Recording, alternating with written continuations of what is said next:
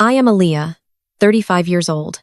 At my cousin Tasha's lavish engagement party, my mother stood before our entire church congregation and mocked my so-called imaginary fiancé, publicly calling me a delusional spinster.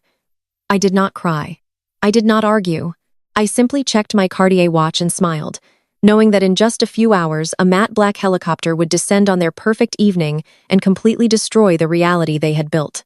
Before I tell you how I brought my family's house of cards crashing down, let me know where you are watching from in the comments below. Hit like and subscribe if you have ever had to smile through the pain of a toxic family. The Oak Ridge Country Club in Atlanta was the kind of place that demanded a certain pedigree just to pull into the cobblestone driveway. Tonight it was dripping in white roses, draped in imported silk, and glowing under the light of massive crystal chandeliers for my cousin Tasha's engagement party. A live jazz quartet played softly in the corner, their smooth notes floating over the clinking of expensive champagne flutes and the steady hum of wealthy, status-obsessed conversations. I stood near a massive swan eye sculpture that was slowly weeping onto the linen tablecloth, perfectly content to blend into the shadows. I wore a simple but impeccably tailored black silk dress. I sipped my sparkling water and observed the room with the detached precision of someone who had learned long ago that invisibility was the safest choice around my blood relatives. Across the room, holding court like absolute royalty, were my parents. My father, Reverend Calvin, was the charismatic head of a prominent megachurch, a man whose custom-tailored suits and booming laugh commanded total obedience from anyone desperate for his blessing. Beside him was my mother, First Lady Yvette. She wore a stunning emerald green gown that likely cost more than the catering deposit for this entire event. Her hair was perfectly coiffed, her posture rigid, and her smile was practiced, blinding, and entirely devoid of warmth. She thrived in these environments. To Yvette, social gatherings were never about connection or celebrating family milestones. They were strategic battlegrounds for supremacy, a place to remind everyone exactly where they stood in the Atlanta social hierarchy. And unfortunately for me, her favorite way to elevate herself was by stepping directly on my neck. I watched as a group of elite church elders, the women who controlled the ruthless gossip network of our entire congregation, fluttered over to my mother like moths to a flame. They were a formidable group, adorned in heavy pearls, stiff Sunday hats, and suffocating designer perfumes. I could see my mother preening under their undivided attention. She held her champagne flute with absolute elegance, her voice intentionally carrying over the gentle jazz music. It was a voice designed to project to the back pews of a massive sanctuary, and tonight, she was making sure her words reached every single corner of the country club patio. I remained entirely still by the ice sculpture, listening as the conversation inevitably turned away from the bride-to-be, and settled exactly where my mother wanted it, on me. Sister Mildred, a woman whose judgment was as sharp as her perfectly manicured nails, leaned in close to my mother.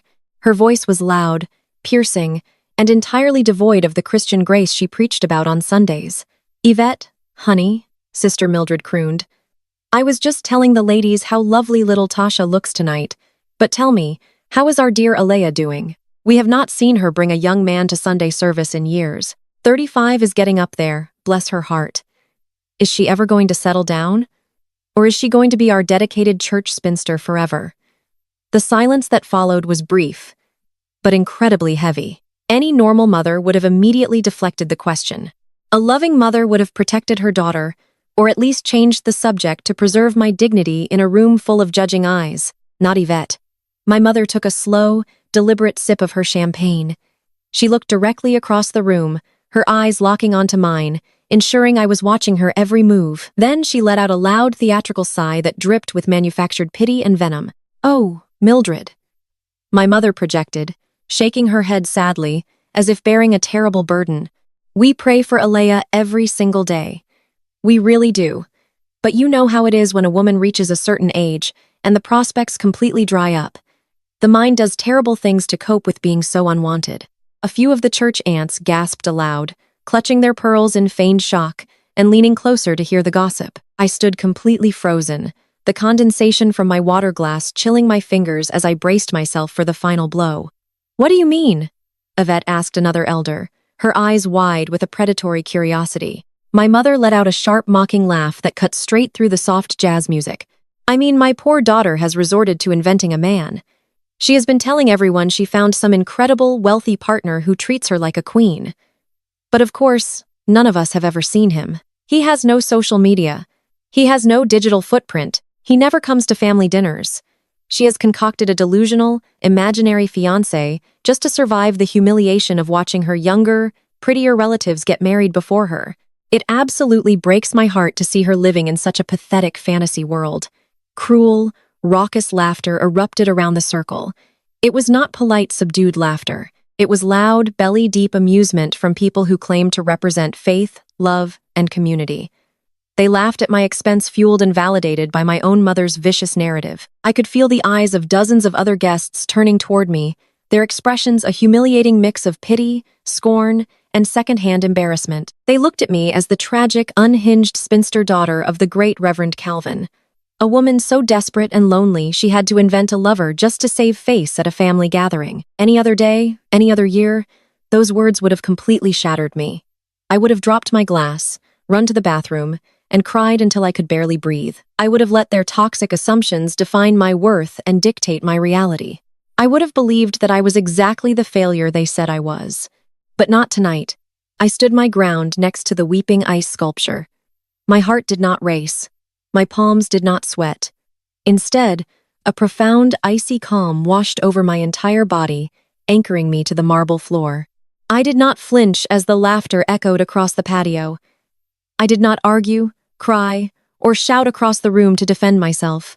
Defending myself would require seeking their validation, and I had permanently stopped craving my family's validation the day they cut me off at 22 for refusing to marry a man my father had selected for his own political gain. They thought I was a struggling interior decorator, barely scraping by in a tiny apartment. They thought I was a lonely charity case they could use as a punching bag to make themselves feel powerful and righteous. Let them laugh, I thought to myself. Let them gorge themselves on their own arrogant delusions and superiority. I took a slow, smooth sip of my sparkling water, letting the cold liquid ground me in the present moment. I lowered the glass and casually adjusted my silk sleeve, glancing down at my wrist. The flawless diamonds on my Cartier watch caught the ambient light of the country club patio, sparking brilliantly in the shadows. The time was exactly 7:15. I smiled. It was a genuine, serene smile that only a woman holding absolutely all the cards could muster. I did not need to scream or throw a tantrum. I just needed to wait. The countdown had officially begun, and my mother had absolutely no idea that the very ground she was standing on, the very luxury club she was using to humiliate me, belonged to the imaginary life she was so busy mocking. Just as my mother finished her performance for the church elders, a sudden commotion at the grand mahogany entrance doors stole the room's attention. The heavy brass handles swung open, and the jazz quartet seemed to lower their volume in deference.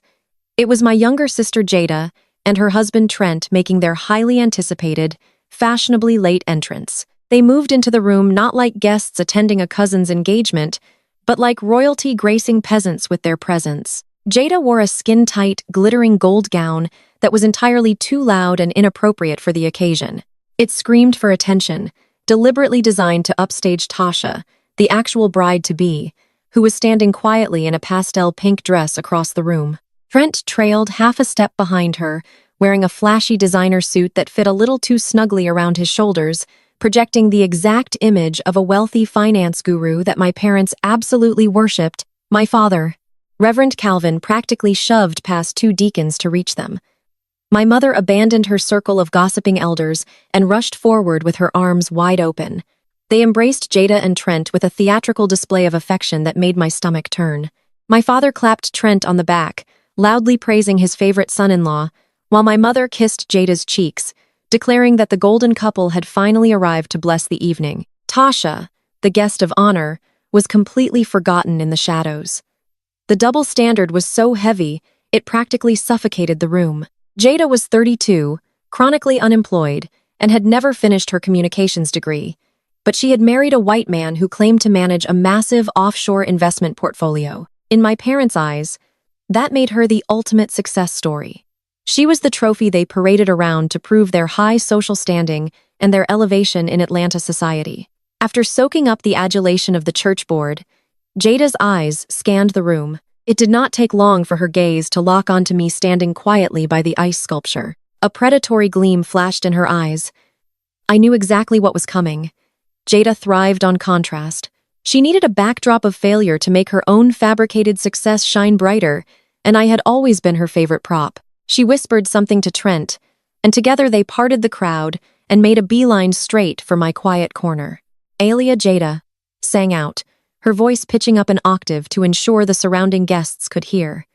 She leaned in for a stiff, entirely fake air kiss. You are actually here. We thought you would skip this one given the circumstances. Engagement parties can be so triggering when you are all alone. I gave them a polite, perfectly calibrated smile. I am doing wonderfully, Jada. It is a beautiful venue. Jada let out a sharp, condescending sigh, looking me up and down with blatant pity. Her eyes lingered on my custom-tailored black silk dress, an exclusive piece I had flown to Milan to have fitted just for me. Because it did not have a massive, gaudy designer logo plastered across the chest, Jada immediately assumed it was from a discount rack. It is a lovely venue. Jada agreed, her tone dripping with faux sympathy. But Aaliyah, honey, we really need to talk about your wardrobe. You are wearing basic black to a celebration. It just looks so depressing. You know, I was cleaning out my closet last week, and I have several past season designer dresses that I am just going to throw away. I would be more than happy to bag them up for you. You really need to start dressing for the life you want, not the struggling reality you are stuck in. Maybe if you put a little effort into your presentation, you would not have to make up stories about invisible boyfriends. I did not break eye contact.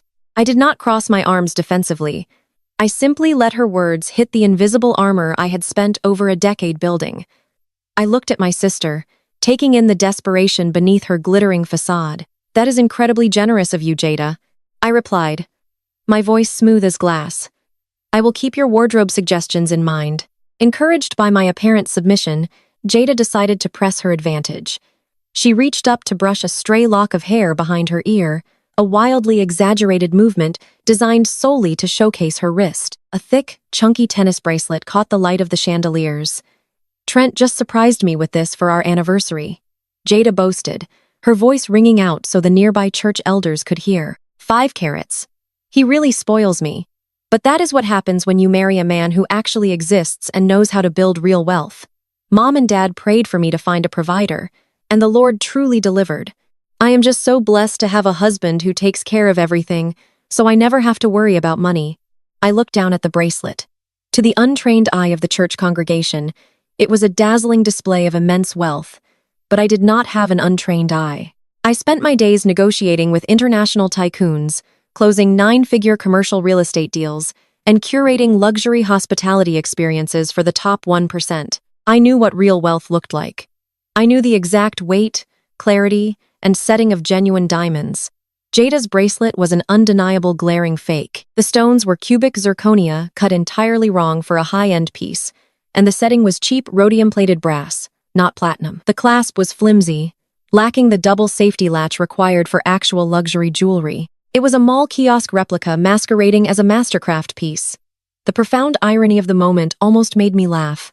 Here was the golden child, draped in cheap imitations, publicly pitying my lack of a provider, while her white savior husband stood beside her, projecting a billionaire lifestyle built entirely on smoke and mirrors. She was standing on marble floors that my real estate portfolio owned, mocking my wealth while flashing a piece of glass that probably cost less than my daily coffee order. I looked back up at Jada, but my expression a mask of pure, serene politeness. It is a very striking piece, Jada, I said evenly. It certainly matches your entire aesthetic perfectly. Trent must have gone to great lengths to find something so fitting. Jada beamed, completely missing the underlying truth of my statement. He always insists on the best for me, she bragged, leaning into Trent's side. You really need to pray on it. Aaliyah, maybe if you humble yourself, God will send you someone who can take you out of that tiny apartment and give you a taste of the good life. Until then, seriously, let me send you those dresses. I hate seeing my own flesh and blood looking like a charity case. I took another slow sip of my water. You are too kind, I murmured. My detachment seems to unnerve her slightly. Jada thrived on my pain. She wanted to see my shoulders slump, to see tears prick my eyes, to feel the rush of superiority that came from breaking my spirit. When she received nothing but a calm, unbothered smile, she scoffed. rolling her eyes as if my composure was just another symptom of my pathetic denial.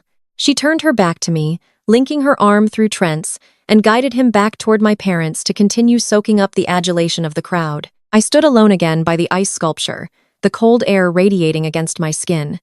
I did not feel humiliated or angry. I just felt a deep, clinical anticipation. Let her flaunt her fake diamonds. Let her bask in her fabricated blessings. The higher they climbed on their pedestal of lies, the more devastating the impact would be when gravity finally took over. I left the weeping ice sculpture behind and made my way toward the lavish spread of appetizers displayed on a long mahogany table. I needed something to occupy my hands and provide a physical barrier between myself and the suffocating atmosphere of the room. The catering staff, dressed in crisp white jackets, hovered nearby, offering silver platters of crab cakes, smoked salmon, and caviar. I reached for a simple stuffed mushroom when a shadow fell across the table, blocking the warm, ambient light of the crystal chandeliers overhead. It was Trent. He had detached himself from my father and the circle of fawning church deacons who had been hanging on his every word. In my parents' eyes, Trent was the ultimate prize, the wealthy finance brother who had miraculously elevated their bloodline by marrying Jada. He stood entirely too close, invading my personal space with the aggressive, unearned confidence of a man who assumed every room belonged to him by divine right. He smelled strongly of cheap cologne, masking expensive bourbon, a sharp contrast to the sophisticated floral arrangements filling the country club. Trent swirled the amber liquid in his rocks glass, giving me a patronizing smile that did not quite reach his cold, calculating eyes. He made sure to pitch his voice loud enough to ensure the nearby deacons could overhear his benevolent interaction with the family disappointment. "Hiding out by the food, Aaliyah?" he asked, shaking his head with a mock sigh. "Come on, you have to network at events like this. It is all about who you know, especially when you are trying to get a small business off the ground. You cannot just stand in the corner waiting for success to find you." I placed my small plate on the linen-draped table and gave him my full, undivided attention. My eyes quickly scanned his presentation. I noticed the slight fraying on the cuffs of his allegedly custom suit, the scuff marks on his dress shoes, and the way his eyes darted around the room, constantly checking who was watching him. He wore a chunky, ostentatious watch that was meant to project unimaginable wealth, but I could spot a secondary market replica from a mile away. A genuinely wealthy man never needed an audience to validate his existence. Trent lived and breathed for one. "I appreciate the advice, Trent," I replied evenly, keeping my tone perfectly flat. "I am doing just fine tonight." He let out a loud, patronizing chuckle, shifting his weight as if I were a naive child who simply did not understand how the real world operated. "Sure, you are," he said smoothly. "But listen, Jada and I were talking on the ride over. We are really worried about you. How is that little interior decorating hustle of yours going anyway? Still picking out throw pillows and paint swatches for middle-class living rooms?" The urge to laugh was almost overpowering. My little decorating hustle had just acquired a string of boutique luxury hotels across the eastern seaboard, executing a 9-figure redesign that was currently being featured in Architectural Digest globally. I had a team of 50 elite designers working under me, but giving him that information would ruin the trap I had meticulously set. "I am keeping busy," I offered, providing a vague, polite response. "Business is steady." Trent took a step closer, adopting a conspiratorial tone that reeked of a deeply ingrained superiority complex. "Steady does not build wealth, Alea. You need to scale. You need hard assets. You see, the problem with people from your background, and I mean absolutely no offense by this, is a severe lack of financial literacy. You all focus on the grind, the day-to-day hustle, instead of making your capital work for you. You need to leverage debt. You need offshore diversification." I caught the subtle, culturally insensitive jab masked as financial mentorship. People from my background. He was speaking to a black woman in a room full of highly educated, affluent black professionals. Yet he still positioned himself as the great white savior descending from the mountaintop of high finance to educate the ignorant masses. The deacons, standing a few feet away, were actually nodding in agreement, completely blinded by his proximity to whiteness and the grand illusion of his massive wealth. My parents had paved the way for this blatant disrespect, practically handing him a microphone to critique my life. In fact, Trent continued puffing out his chest and gesturing expansively with his glass. "I am expanding my real estate portfolio right now. I just bought up a block of low-income rental properties on the south side of the city. They are gutted total dumps. but I am flipping them for a massive margin. I could throw you a pity contract, let you pick out the cheap linoleum, slap some beige paint on the walls, and maybe stage them for rent. It will not pay much, but it will give you some consistent cash flow. Maybe it will help you move out of that tiny apartment Jada keeps crying about. Consider it a family favor. I stared at him, dissecting every word, every micro-expression, and every drop of sweat forming on his brow. I knew exactly who owned the commercial and residential rental properties on the south side, and it was certainly not Trent. His entire financial vocabulary was a sloppy regurgitation of podcast jargon and cheap seminar buzzwords. He threw around terms like offshore diversification and leveraged debt to dazzle my father and the church elders, who were eager to believe they had secured a billionaire son-in-law. But to someone who actually navigated the shark-infested waters of global venture capital and private equity on a daily basis, Trent sounded exactly like what he was, a desperate drowning grifter running a scam. "That is quite an offer, Trent," I said, my voice smooth and entirely unbothered. Flipping rental properties sounds like a very aggressive strategy in this current economic climate. Are you absolutely sure you have the liquidity to manage such a massive overhead right now? I know the housing market can be quite volatile for new investors trying to scale too fast. His jaw tightened instantly. The confident savior facade slipped for a fraction of a second, revealing a flash of sheer unadulterated panic before he quickly masked it with a sneer. "Liquidity?" He scoffed loudly, taking a defensive gulp of his bourbon. "Please, my offshore accounts generate more interest in a single morning than your little pillow fluffing business makes in 5 years. I manage money you cannot even comprehend, Aaliyah. I am just trying to throw you a bone because Jada feels sorry for you and your parents are embarrassed by your lack of progress. Do not insult me by questioning my investments." I offered him a serene, accommodating smile, absorbing his hostility without letting it penetrate my calm exterior. "I apologize, Trent. I certainly did not mean to question your profound financial genius. However, I will have to decline your generous offer. My schedule is completely booked right now, and I would hate to delay your very important renovations with my limited availability. But I am sure you will easily find exactly the kind of cheap labor you are looking for." Trent glared at me, his face flushing a mottled red. He was clearly agitated that his attempt to publicly humiliate me and play the benevolent savior had completely bounced off my composure. He wanted me to grovel. He expected me to thank him profusely while the church deacons watched in awe of his overwhelming generosity. My polite, icy refusal denied him the hit of dopamine and superiority he desperately craved to validate his fake existence. "Suit yourself," he muttered, adjusting his poorly fitted jacket with a sharp, aggressive tug. "Just do not come crying to me or Jada when you realize you are pushing 40 and still struggling to pay rent on a dead-end life. Pride does not pay the bills, Aaliyah." He turned on his heel and marched back toward the circle of deacons, immediately launching into a loud, boastful story about a fictional golf game with a hedge fund manager to repair his bruised ego. I watched him walk away, feeling a deep, clinical satisfaction settling in my chest. Trent was a walking house of cards, sweating under the immense weight of his own lies. He needed to project wealth so aggressively precisely because he possessed none of it. My parents had traded their own daughter's dignity to worship a man who was actively bleeding them dry. I picked up my glass of sparkling water and took another slow sip. Let him brag. Let him play the wealthy savior for the church elders who hung on his every fabricated word. I had already made a mental note of his desperate need for validation and control. His profound arrogance was the exact flaw I had counted on, making his impending catastrophic downfall all the more satisfying to watch unfold. I watched Trent seamlessly blend back into the crowd of adoring church elders, loudly bragging about his fictional golf handicap. A bitter, cynical truth settled over me as I surveyed the opulent ballroom. The cascading white roses, the imported silk drapery, the crystal flutes filled with vintage champagne, and the weeping swan ice sculpture. None of this was paid for by my father's booming church tithes. None of it was funded by Trent's offshore diversification. I was only standing in this room absorbing their public insults and tolerating their disrespect because I had personally bought and paid for every single drop of luxury surrounding us. The true reason for my presence at my cousin Tasha's engagement party was rooted in a desperate, frantic ambush that took place exactly 21 days ago. It was a Sunday afternoon. I was enjoying a quiet moment in my downtown apartment, a minimalist space I kept specifically to maintain the illusion of my modest interior decorating hustle. My parents practically never visited me. To them, my neighborhood lacked the suburban prestige they craved.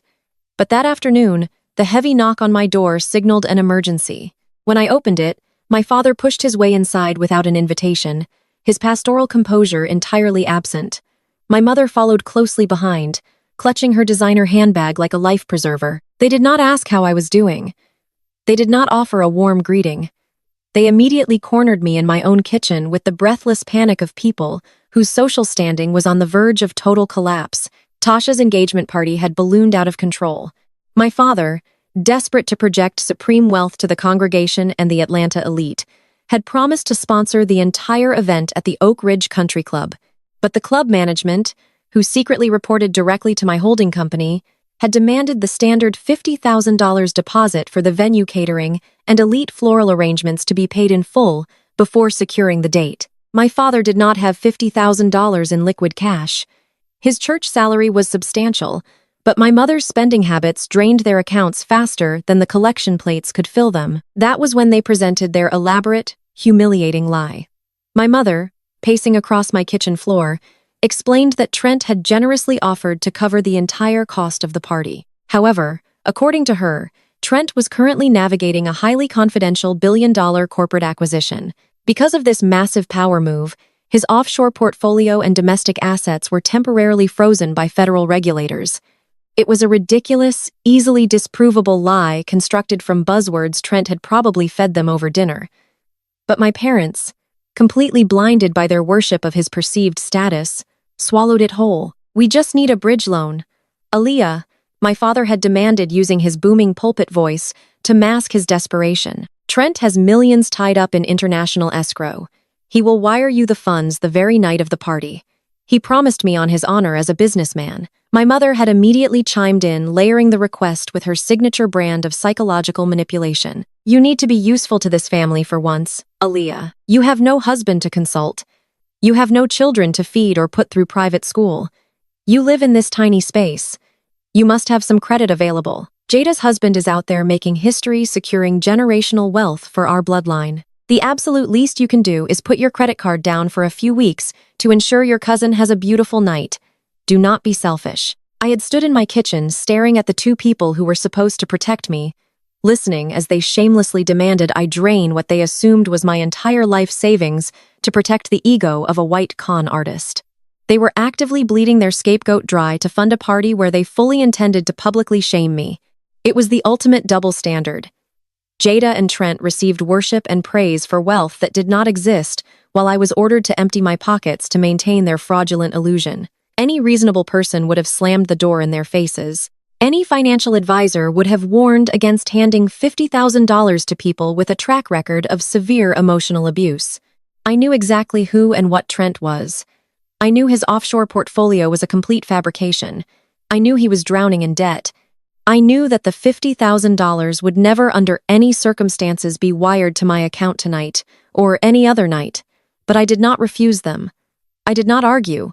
I did not point out the glaring holes in Trent's financial story. Instead, I walked over to my bag, pulled out my wallet, and retrieved my heavy, solid metal black card, keeping my thumb carefully positioned over the elite insignia. I asked my father for the vendor payment link. I watched the relief wash over his sweating face as the transaction was approved. I watched my mother immediately regain her arrogant posture, smoothing her skirt and adjusting her jewelry the second the financial crisis was averted. They offered no genuine gratitude.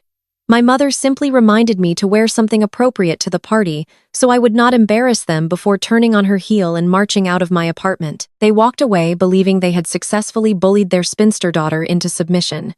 They believed they had secured a free luxury event on my dime. What they failed to realize was that I did not give them a bridge loan. I purchased a front-row ticket to their total destruction. Paying that venue invoice was the most strategic investment I had made all year. By putting my name and my capital directly on the vendor contracts for this engagement party, I legally intertwined myself with Trent's financial obligations. It gave my forensic accounting team the exact authorization they needed to pull the threads of his alleged offshore accounts. It allowed my attorneys to officially document his promises of repayment as legally binding commercial fraud. I swiped that card because it set the perfect, inescapable trap. I snapped back to the present moment, the cool condensation of my water glass grounding me amid the swelling sounds of the jazz quartet. I looked at my mother, who was now across the room, proudly boasting to the bride's parents about how her wonderful son-in-law, Trent, had generously sponsored the entire evening. I looked at Trent, stuffing his face with imported caviar that I had personally selected and paid for. They were feasting on my capital, reveling in my perceived subjugation, entirely oblivious to the reality that they were dancing inside a cage that I had already locked. The money did not matter to me. $50,000 was a rounding error in my daily operational budget. But the audacity mattered. The sheer, unadulterated disrespect mattered. They had demanded my resources while denying my humanity, and tonight the debt was coming due. Trent had promised to wire the funds by the night of the party. He had given his word as a businessman. I smiled, my eyes locking onto the grand entrance of the country club. I was very much looking forward to collecting my payment. My contemplation of Trent's impending ruin was interrupted by a sharp clinking sound. A waiter, a young man with a slicked-back hairstyle and a highly judgmental gaze, approached my quiet corner of the patio. He carried a heavy silver tray lined with crystal flutes of premium champagne. I reached out to take a glass, wanting something cold to hold. Before my fingers could touch the crystal, he smoothly pivoted his body, deliberately pulling the tray out of my reach. He offered the expensive champagne to a wealthy church deacon standing a few feet away, bowing his head in exaggerated respect. When the waiter turned back to me, he pulled a different, much smaller tray from the bottom tier of his serving cart. It held standard, inexpensive Prosecco and plastic cups of sparkling apple cider. "Perhaps you would prefer this instead," he said, his tone dripping with a polite but unmistakable condescension. I recognized exactly what was happening. He had been stationed near my mother during her entire theatrical speech. He had heard her call me a struggling, delusional spinster who could not afford to sustain myself. He had absorbed her toxic narrative and decided, based entirely on her public humiliation of me, that I was not worthy of the top-shelf vintage. He viewed me as the family charity case who should be grateful for the cheap cider. I looked at the plastic cup he offered, then slowly raised my gaze to meet his eyes. I memorized the name engraved on his gold name tag. I did not raise my voice or show a single ounce of anger. I leaned in just a fraction and spoke with a quiet, terrifying authority. "I will pass on the cider. And for your own career progression, I highly recommend you adjust your hospitality standards before the actual owner of this club reviews the security footage of your shift." He blinked, suddenly confused and deeply unnerved by the absolute coldness in my eyes. He swallowed hard, gave a stiff nod, and hurried away toward the kitchen. He was just a symptom of the disease my parents had spread. People treat you exactly how your family allows them to treat you. And for 13 years, I had allowed my parents to paint me as the tragic, impoverished failure of the family bloodline. It was a role they forcefully assigned to me when I was 22 years old, and it was a role I eventually embraced as the ultimate camouflage. Fresh out of college, my father had summoned me to his opulent church office. He did not ask about my career goals, my ambitions, or my dreams. Instead, he slid a velvet jewelry box across his massive oak desk. He had arranged a marriage for me with a prominent state senator who served on our church board. The man was 30 years older than me, a known philanderer with a terrible reputation, but he possessed the exact political influence my father needed to secure a highly contested zoning permit for his new megachurch campus. I was expected to be the bargaining chip. I was supposed to sacrifice my entire future to elevate my father's pastoral prestige. When I looked my father in the eye and refused the arrangement, the punishment was absolute and biblical in its cruelty. My parents drove to my dorm, packed my belongings in cheap black garbage bags, and tossed them onto the front porch. They cut off my cell phone. They emptied my modest savings account, which they still had joint access to, and banished me from their lives. My mother stood in the doorway, her face twisted in rage, and told me I would be homeless, begging on the streets, and that no man of value would ever want a disobedient, stubborn girl who turned her back on the church. I did not beg. I took the few $100s I had hidden away and rented a miserable, windowless room in a dangerous part of town. I did not start a cute little interior decorating hustle like they love to tell their friends. I took a grueling entry-level job at a high-stakes commercial real estate firm. I became a sponge. I learned the ruthless, unsentimental blood sport of property acquisition, zoning laws, and corporate leverage. While my sister Jada was getting her nails done and going on European vacations funded by my parents, I was working 100-hour weeks. I was eating instant noodles, sleeping on the floor of my office, and studying financial markets until my eyes blurred. Within 3 years, I secured my first independent commercial property loan. I bought a distressed, abandoned strip mall, completely revitalized it, and flipped it for triple the purchase price. I took that capital and bought a high-rise office building. Then I bought a boutique hotel. Then I purchased an entire block of prime commercial real estate in downtown Atlanta. Over the next decade, I built a formidable multi-million-dollar commercial real estate empire from absolute scratch. I operated entirely through anonymous holding companies and proxy boards of directors to shield my identity. I sat at mahogany tables with international tycoons and negotiated nine-figure corporate acquisitions without breaking a single sweat. I became the shadow chief executive officer of a massive hospitality and property conglomerate. I owned the luxury apartment buildings my parents' friends rented. I owned the commercial plazas where my mother shopped. Yet, the hardest part of my journey was not the brutal corporate negotiations or the sleepless nights analyzing market trends. The absolute hardest part was the psychological discipline required to maintain my cover. When my parents eventually allowed me back into the family fold a few years ago, it was not out of grace or parental love. It was because a narcissist desperately needs a scapegoat to feel superior, and Jada needed a baseline of failure to compare her life against. I allowed them to believe I was barely scraping by as a struggling decorator because it served my purposes. The sheer agonizing willpower it took to sit at Sunday family dinners in silence was my greatest achievement. I would sit at my mother's dining table chewing on dry roast beef, listening to my father lecture me about submission, faith, and financial responsibility. I would listen to Jada brag about a leased luxury car she could barely afford the monthly payments on. I would smile and nod graciously while my mother offered me leftover food in plastic containers, loudly proclaiming that I probably needed the charity for my sad little apartment. The irony was almost suffocating. I would sit in their house and absorb their verbal abuse, knowing with absolute mathematical certainty that I possessed more liquid capital in a single secondary checking account than my father's entire megachurch generated in a decade of passing the collection plate. I could have bought his massive church building, demolished it, and turned the holy ground into a commercial parking lot without making a single dent in my net worth. But I stayed completely silent. I kept my wealth hidden because I understood the brutal reality of our family dynamic. The exact moment my parents discovered I had unimaginable wealth, their narrative would instantly change.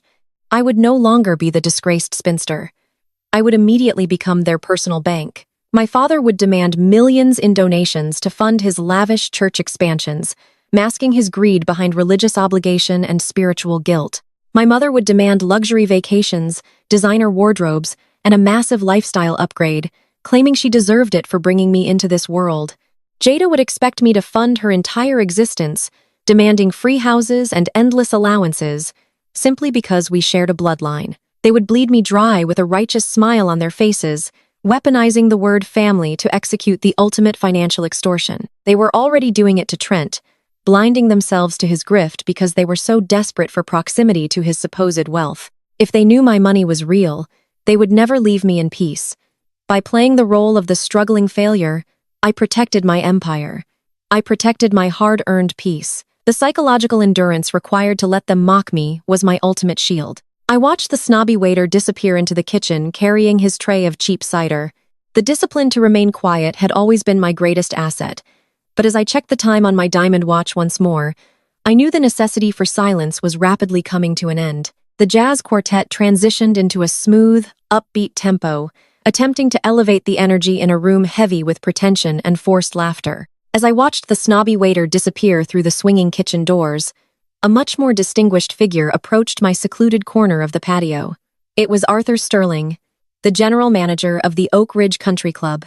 He was a silver-haired man with impeccable posture, decades of high-end hospitality experience, and a profound understanding of discretion. He carried a small clipboard tucked under his arm, moving through the crowd of church elders with the effortless grace of a ghost. To the casual observer, Sterling was simply performing his rounds, ensuring the engagement party was proceeding without a hitch.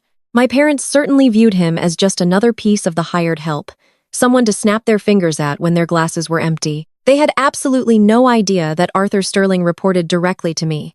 Sterling stopped a few feet away, maintaining a respectful, professional distance so as not to draw unwanted attention from my family. He offered a polite, deferential bow of his head, the kind of greeting reserved for elite guests. "Is the sparkling water to your liking, madam?" he asked, his voice projecting just loud enough for any passing church deacons to hear a standard hospitality check. Then, Lowering his voice to a near whisper that only I could catch, he delivered his actual message. Miss Williams, the main bar is running dangerously low on the Dom Perignon. The Reverend and his guests are consuming the premium stock at twice our projected rate. Do I have your authorization to unlock the private reserve cellar to keep the event fully supplied? I did not break my relaxed posture. I kept my eyes focused on the lively dance floor, watching my cousin Tasha awkwardly navigate a dance with her new fiancé. I gave Sterling a slow, subtle nod. Unlock the reserve, Sterling, I murmured softly. Keep their glasses completely full. I want my parents and their guests to feel as comfortable and indulged as humanly possible tonight. Spare absolutely no expense on the champagne. Understood, madam, he replied quietly. He offered another crisp, public bow and seamlessly melted back into the crowd, moving toward the kitchen to execute my quiet command. A profound, razor-sharp irony settled deeply into my bones as I watched him walk away. The Oak Ridge Country Club was a historic, incredibly exclusive institution in Atlanta. It was a bastion of old Southern money, boasting a pristine 1/8-hole golf course, Olympic-sized tennis courts, and a dining room draped in legacy. For decades, my parents had viewed a membership at Oak Ridge as the ultimate pinnacle of social arrival.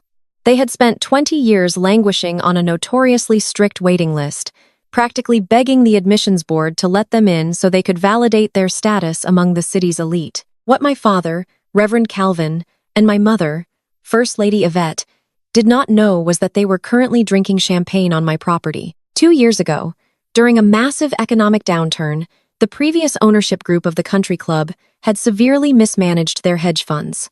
Oak Ridge faced a quiet, humiliating liquidation. They were desperate for a bailout to avoid public bankruptcy. That was when my commercial real estate firm swooped in. Operating through a complex web of anonymous holding companies and proxy boards, I acquired the deed, the grounds, the historic clubhouse, and every single asset belonging to Oak Ridge for pennies on the dollar. I became the absolute, undisputed shadow owner of the very institution my parents worshipped. I owned the imported marble floor my mother was standing on when she publicly branded me a delusional spinster. I owned the massive crystal chandeliers casting a warm, expensive glow over Jada's cheap fake diamond bracelet. I owned the perfectly manicured greens stretching out into the dark night beyond the terrace. The very ground my family was currently walking on to mock my existence belonged entirely to me. I looked across the ballroom and spotted my father puffing his chest out by the mahogany cigar lounge. He was holding a lit Cuban cigar, aggressively bragging to a group of impressionable young deacons about his elite, powerful connections. He had spent the last 3 weeks boasting to the entire congregation about how he personally secured this ultra-exclusive venue for Tasha's engagement party. He told everyone who would listen that his pastoral influence and supreme social standing had miraculously bypassed the club's 2-year waiting list for private events. The reality of the situation was almost tragically comical. There was no pastoral miracle. There was no supreme social standing. 3 months ago, Arthur Sterling had forwarded my father's event application directly to my encrypted email. I had approved the country club booking from my laptop while sitting on my sofa drinking my morning coffee.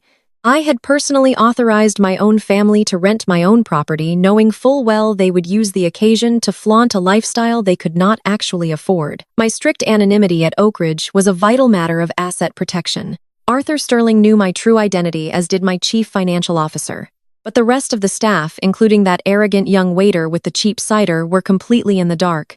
I designed it that way on purpose. It allowed me to move through my own properties unrecognized, observing the true, unfiltered nature of people when they believed they were dealing with a nobody. More importantly, maintaining my cover protected me from the bottomless financial vampirism of my own bloodline. If Yvette ever discovered that I held the deed to the Oak Ridge Country Club, the psychological warfare would escalate into absolute tyranny. She would immediately terrorize the management team. She would demand that a massive framed portrait of herself be hung in the grand foyer. She would host lavish, unpaid church luncheons every single Sunday, expecting my highly trained culinary staff to bow to her every whim while refusing to leave a single dollar in tips. Jada would be even worse. My golden child sister would throw endless, obnoxious pool parties, rack up astronomical bar tabs, and expect me to simply absorb the catastrophic costs because we shared a last name. She would treat the club as her personal playground, using my hard-earned assets to generate social media content to impress her shallow circle of friends.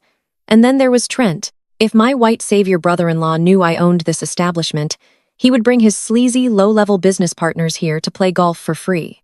He would use my pristine historic greens to legitimize his fraudulent investment schemes, draping his Ponzi operations in the respectable veneer of my country club. They would behave like an invading army, systematically destroying the prestige and profitability of the property while claiming they had every right to do so under the banner of family loyalty. By playing the role of the quiet, struggling interior decorator, I kept my empire completely insulated from their greed. I allowed my father to believe he was a heavyweight negotiator. I allowed my mother to pretend she was old money royalty. I let them gorge themselves on my premium reserve champagne, knowing that every sip they took only tightened the steel trap I had built around them. The air inside the ballroom was growing thick with the smell of expensive perfume, roasted meats, and the suffocating weight of my family's relentless posturing. The noise of the party was beginning to irritate me, and I needed to physically distance myself from the toxic radiation of my mother's presence before I lost the serene composure I had worked so hard to maintain. I turned away from the weeping ice sculpture and navigated through a set of heavy French doors, stepping out onto the quiet, private stone balcony overlooking the 18th hole. The cool, crisp Atlanta night air washed over my face, providing an instant sense of relief. The balcony was deserted, wrapped in shadows, and completely shielded from the judging eyes of the church congregation inside. I let out a slow, controlled breath, the tension leaving my shoulders. I reached into my black silk clutch and pulled out my phone. The screen illuminated the darkness, displaying a single unread text message that made my heart race with a fierce, undeniable thrill. The waiting was over. The screen of my encrypted phone illuminated the shadows of the stone balcony, cutting through the darkness with a single, highly anticipated notification. I swiped the notification to open the secure messaging application. There was no casual greeting, no playful emojis, and no unnecessary filler. The message was crisp, precise, and absolute. Airspace cleared. ETA 20 minutes. Yay! A sharp electric thrill shot straight down my spine. The waiting was truly over. I locked the screen and slipped the phone back into my black silk clutch. I closed my eyes and let the cool Atlanta night air wash over my face, allowing myself a rare moment to savor the profound adrenaline of the impending strike. As I stood there listening to the faint, muffled sounds of the jazz band playing inside the ballroom, my mind drifted away from the petty, suffocating theater of my family. My thoughts traveled exactly 8 months back in time, landing thousands of miles away in the blistering, unforgiving heat of the United Arab Emirates. The global commercial real estate summit in Dubai was not a place for tourists, dreamers, or amateur investors like Trent. It was the apex of international finance, a highly exclusive battleground where the world's most ruthless sovereign wealth funds, private equity sharks, and property magnates gathered to carve up global markets. The air inside the Burj Al Arab Conference Center was thick with old money and aggressive capital. I was there operating under the guise of an executive consultant for my own anonymous holding company. I sat at a massive glass table surrounded by European developers and Middle Eastern oil barons, finalizing the acquisition of a highly coveted multi-billion-dollar coastal resort portfolio. Most of the men in that room made the fatal mistake of underestimating me. When they looked across the table, they did not see a predator. They saw a quiet 3-5-year-old black woman taking notes, assuming I was merely the administrative assistant for the phantom chief executive officer who owned the holding company. They thought they could bully my proxy representatives into accepting a severely undervalued contract. When a prominent German developer attempted to aggressively restructure the capitalization rate in his favor, assuming my team lacked the financial literacy to catch his sleight of hand, I dropped my pen. I stopped pretending to be the assistant. I leaned forward, looked the man dead in the eye, and systematically dismantled his entire financial argument. I exposed the hidden liabilities in his domestic supply chain, corrected his flawed market projections, and cornered him into accepting a deal that heavily favored my enterprise. The room fell into a stunned, absolute silence. I had effectively gutted a titan of European real estate without raising my voice a single decibel. And from the far corner of that glass boardroom, watching the entire execution with a look of profound, unwavering fascination, was Xavier. Xavier was 38 years old, a self-made African-American titan who dominated the venture capital and private aviation sectors. He had built his empire from a single leased cargo plane into a global fleet of private jets, securing exclusive contracts with international dignitaries and elite corporate boards. He moved with a quiet, lethal grace, possessing the kind of undeniable gravitational power that forced entire rooms to adjust to his presence. He did not wear flashy replica watches or boast about his offshore diversification like my brother-in-law Trent. Xavier possessed the supreme quiet confidence of a man whose net worth was a matter of public record on the global financial index. We did not meet over spilled coffee or through a forced awkward introduction at a crowded bar. There was no fairy tale romance, no cheesy pickup lines, and no tedious small talk about the weather. When the summit concluded for the day, I retreated to the exclusive Billionaire's lounge on the top floor of the hotel, seeking a moment of quiet away from the networking frenzy. Xavier bypassed a dozen wealthy investors desperate for his attention, walked straight over to my secluded table, and took a seat across from me. He did not offer to buy me a drink. He did not compliment my dress.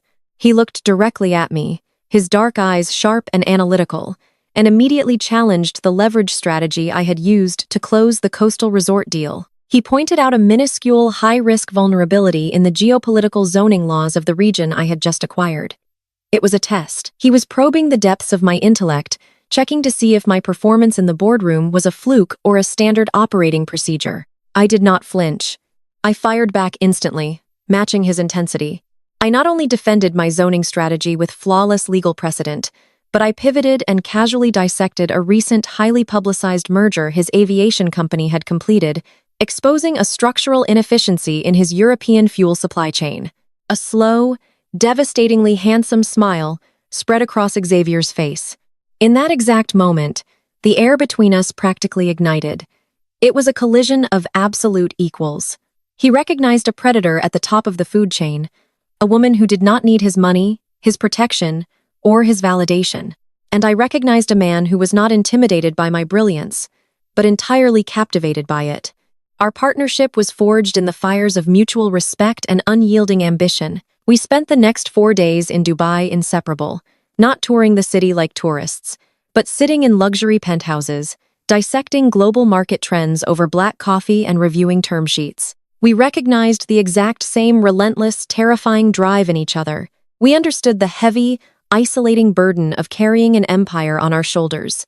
With Xavier, I did not have to shrink myself. I did not have to dim my light or pretend to be a struggling, helpless decorator to make him feel like a man. I could be the apex predator I truly was, and he matched my energy flawlessly. When I finally told him the truth about my toxic family, the disguise I wore in Atlanta, and the psychological warfare my parents waged against me, Xavier did not offer me cheap pity. He did not tell me to forgive and forget for the sake of familial peace. He understood the strategic brilliance of my camouflage. He respected the sheer discipline required to sit in silence while lesser people mocked my existence. He looked at me with a fierce, protective loyalty and promised that whenever I was ready to drop the mask and burn their illusion to the ground, he would personally hand me the match. Xavier and I did not have a conventional relationship because we were not conventional people. We bypassed the mundane rituals of traditional dating. We flew to Tokyo to close acquisitions together. We negotiated corporate buyouts over dinner in Ginza.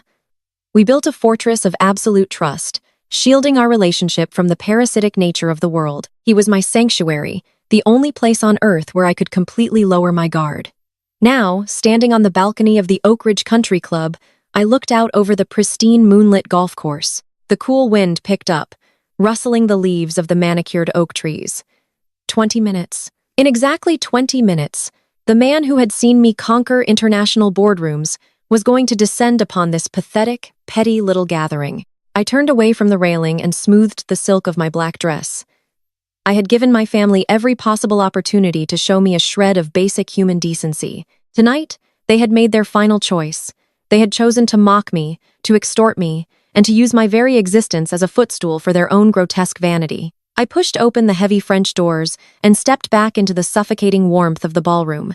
The jazz music swelled, the crystal glasses clinked, and my mother's harsh theatrical laughter echoed across the room. I walked back toward the main dining area, ready to take my assigned seat in the shadows for the very last time. I took my seat at the far end of the grand dining table, precisely where I had been assigned. My designated spot was wedged firmly between a swinging kitchen door and a thick, decorative marble pillar, ensuring I remained entirely hidden from the professional photographer my parents had hired to document the evening. I settled into the plush velvet chair, ignoring the loud, boastful conversations echoing around me, and rested my hands quietly in my lap.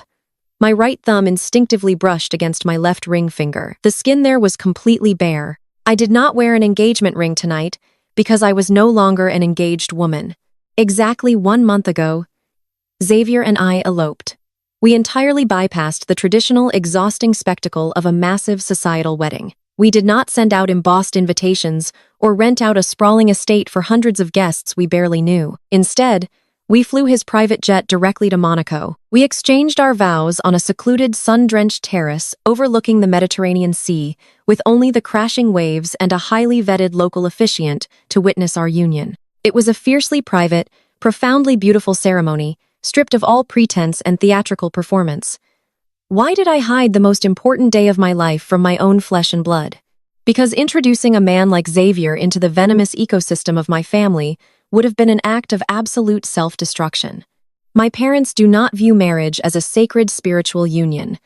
They view it as a corporate merger, a calculated financial extraction event designed to elevate their social standing. If my father, the great Reverend Calvin, had discovered I was marrying a venture capitalist with a net worth bordering on the astronomical, his pastoral greed would have ignited with terrifying speed. He would have bypassed me entirely, cornering Xavier in his extravagant church office to aggressively pressure him for massive tax-deductible church donations. My father would have demanded a brand-new sanctuary wing funded entirely by his new son-in-law, masking his blatant financial extortion behind the guise of a spiritual blessing. He would have paraded Xavier in front of the congregation, milking his wealth to cement his own legacy. And then there was Jada. My golden child sister possessed a pathological inability to allow me a single moment of genuine happiness without hijacking the spotlight. If I had announced a formal wedding, Jada would have made it her absolute personal mission to sabotage the entire affair. She would have shown up wearing a white designer gown. She would have demanded that her fraudulent husband, Trent, be given a prominent speaking role during the reception. She would have thrown dramatic, breathless tantrums about how my wedding was somehow overshadowing her own fabricated marital bliss. I refused to let them contaminate my joy. I refused to let my mother loudly critique my choice of dress, or let my father turn my sacred vows into a tacky fundraising opportunity. Monaco was ours. It was pristine, completely untouched by their relentless toxicity. I had made the calculated mistake of testing the waters just once. About 2 months after I returned from the Dubai summit, my mother called me to demand I contribute thousands of dollars to a lavish anniversary gift for Jada and Trent. During that brief, suffocating phone call, I declined her demand and casually mentioned that I would not be attending their upcoming anniversary dinner because I had plans with a man I was seeing. I told her his name was Xavier and that he was an incredible, highly successful partner who treated me exceptionally well. I kept the details extremely vague, purposely omitting his last name, his corporate acquisitions, and his billionaire status. My mother, fueled by her desperate, obsessive need to monitor and control my failures, immediately launched a full-scale digital investigation. She enlisted Jada, and together they scoured every possible corner of the internet. They searched Instagram, Facebook, and LinkedIn. They combed through public records, social registers, and business directories, but they found absolutely nothing. They found nothing because men who operate at Xavier's level of extreme global wealth do not possess public social media profiles. They do not post vacation photos for validation, nor do they update their relationship status for the general public to consume. His digital footprint is scrubbed entirely clean by elite corporate reputation management firms. He is a ghost to the average internet user, existing exclusively in encrypted financial registries, secured global boardrooms, and highly classified aviation manifests. Because my mother and sister could not find a single tagged photo or public profile, their minds simply short-circuited. They could not process the reality of extreme invisible wealth. To my status-obsessed family, if a man could not be flaunted online to generate jealousy from their peers, he simply did not exist. Instead of asking me directly for more information, my mother immediately weaponized her lack of findings. She started telling the church elders and the entire congregation that my loneliness had finally driven me to sheer insanity. She branded Xavier a fake boyfriend, a pathetic imaginary figure I had conjured up out of thin air to cope with my miserable existence as a struggling, unwanted interior decorator. When the vicious rumors inevitably circled back to me through a gossiping aunt, I did not issue a correction. I did not send my mother a photo of Xavier and me dining in Tokyo. Nor did I show her the deed to one of his cargo planes. I let them run wild with the lie. I let them build a towering, arrogant monument to their own profound ignorance. The fake boyfriend narrative served as the ultimate camouflage, keeping them entirely focused on my supposed humiliation, while I quietly expanded my commercial real estate empire and married the love of my life in absolute peace. I rubbed my bare ring finger one last time, feeling the phantom weight of the jewelry that rightfully belonged there. Following our elopement in Monaco, Xavier had placed a massive, flawless 10-carat diamond on my hand. It was a custom-cut stone of breathtaking clarity, designed to be completely undeniable. However, he had taken it to his personal jeweler in Switzerland earlier this week to have the platinum setting tightened and meticulously polished for its grand debut. The ring was currently sitting safely inside the sleek titanium briefcase he was bringing with him tonight. I took a slow breath and adjusted my posture, perfectly content in my shadowed seat near the kitchen doors. My family was currently operating under the absolute certainty that I was a broken, delusional woman sitting alone at a cousin's engagement party. They believed they had won. They believed their narrative was the undeniable truth. They had no idea that my silence was not submission, but the disciplined patience of a predator waiting for the exact right moment to strike. The grand ballroom began to hum with the sharp clinking of heavy silver and fine china as the 200 guests took their assigned seats for the formal plated dinner. Moving away from the shadows of the terrace, I navigated the crowded room and located my designated place card. The seating arrangement was a masterclass in psychological warfare. Positioned at the extreme edge of the sprawling head table, my chair was practically wedged against the swinging wooden doors of the main kitchen. Every time a server rushed past bearing heavy trays of food, a jarring draft of hot air smelling of roasted garlic and industrial dish soap washed over my bare shoulders. It was a highly calculated assignment, a physical manifestation of my exact place in the family hierarchy. My parents had naturally positioned themselves dead center at the head table. They flanked Tasha and her mild-mannered fiancé, but they commanded the physical space as if they were the actual couple renewing their vows. Jada and Trent sat directly opposite my parents, completing an impenetrable square of toxic royalty. The rest of the table was populated by high-ranking church deacons, wealthy congregants, and influential local politicians my father wanted to impress. As the first course of seared jumbo scallops and wild arugula salad was placed before us by the catering staff I had secretly hired, the ambient noise of the room settled into a steady, affluent murmur. My mother, however, absolutely despised a calm room. A calm room meant she was not the undisputed center of attention. I watched her tap her manicured fingernail against her crystal water goblet. It was a subtle, highly practiced signal that the surrounding congregation was expected to stop their side conversations and tune in to her broadcast. "Aaliyah," my mother called out. Her voice effortlessly sliced through the gentle jazz music, carrying down the length of the massive table with terrifying precision. I looked up from my salad, keeping my facial expression perfectly neutral. I placed my silver fork down on the imported linen tablecloth. "Yes, Mother." She leaned forward, resting her elbows on the table, and projecting a mask of deep pastoral concern that was entirely fraudulent. "We noticed your +1 chair is still completely empty." She gestured toward the vacant seat beside me with a heavily ringed hand. "Is your incredibly wealthy, mysterious billionaire boyfriend stuck in Atlanta traffic? Or did his invisible private jet get grounded due to bad weather?" A low collective ripple of giggles spread through the nearby church deacons. They covered their mouths, their eyes darting between my mother and me, eager to witness the public crucifixion of the Reverend's spinster daughter. I took a slow, deliberate breath, drawing upon years of corporate negotiation tactics. I maintained unwavering eye contact with my mother. "He was delayed by a pressing business matter," I replied smoothly, my voice lacking any trace of defensive anger, "but he assured me he will be joining us shortly." Jada let out a sharp, ungraceful snort, nearly choking on her vintage champagne. She slapped her hand against the mahogany table, her fake diamond bracelet clanking loudly against the wood. "Oh, Aaliyah, please stop. It is actually getting painful to watch you do this. You do not have to keep lying to us. We are your family. If you are lonely, just admit you are lonely. Making up a phantom billionaire just to sound impressive at family dinners is honestly grounds for a psychiatric wellness check." Refusing to let the spotlight shift away from her, Jada turned her attention to the church elders seated nearby.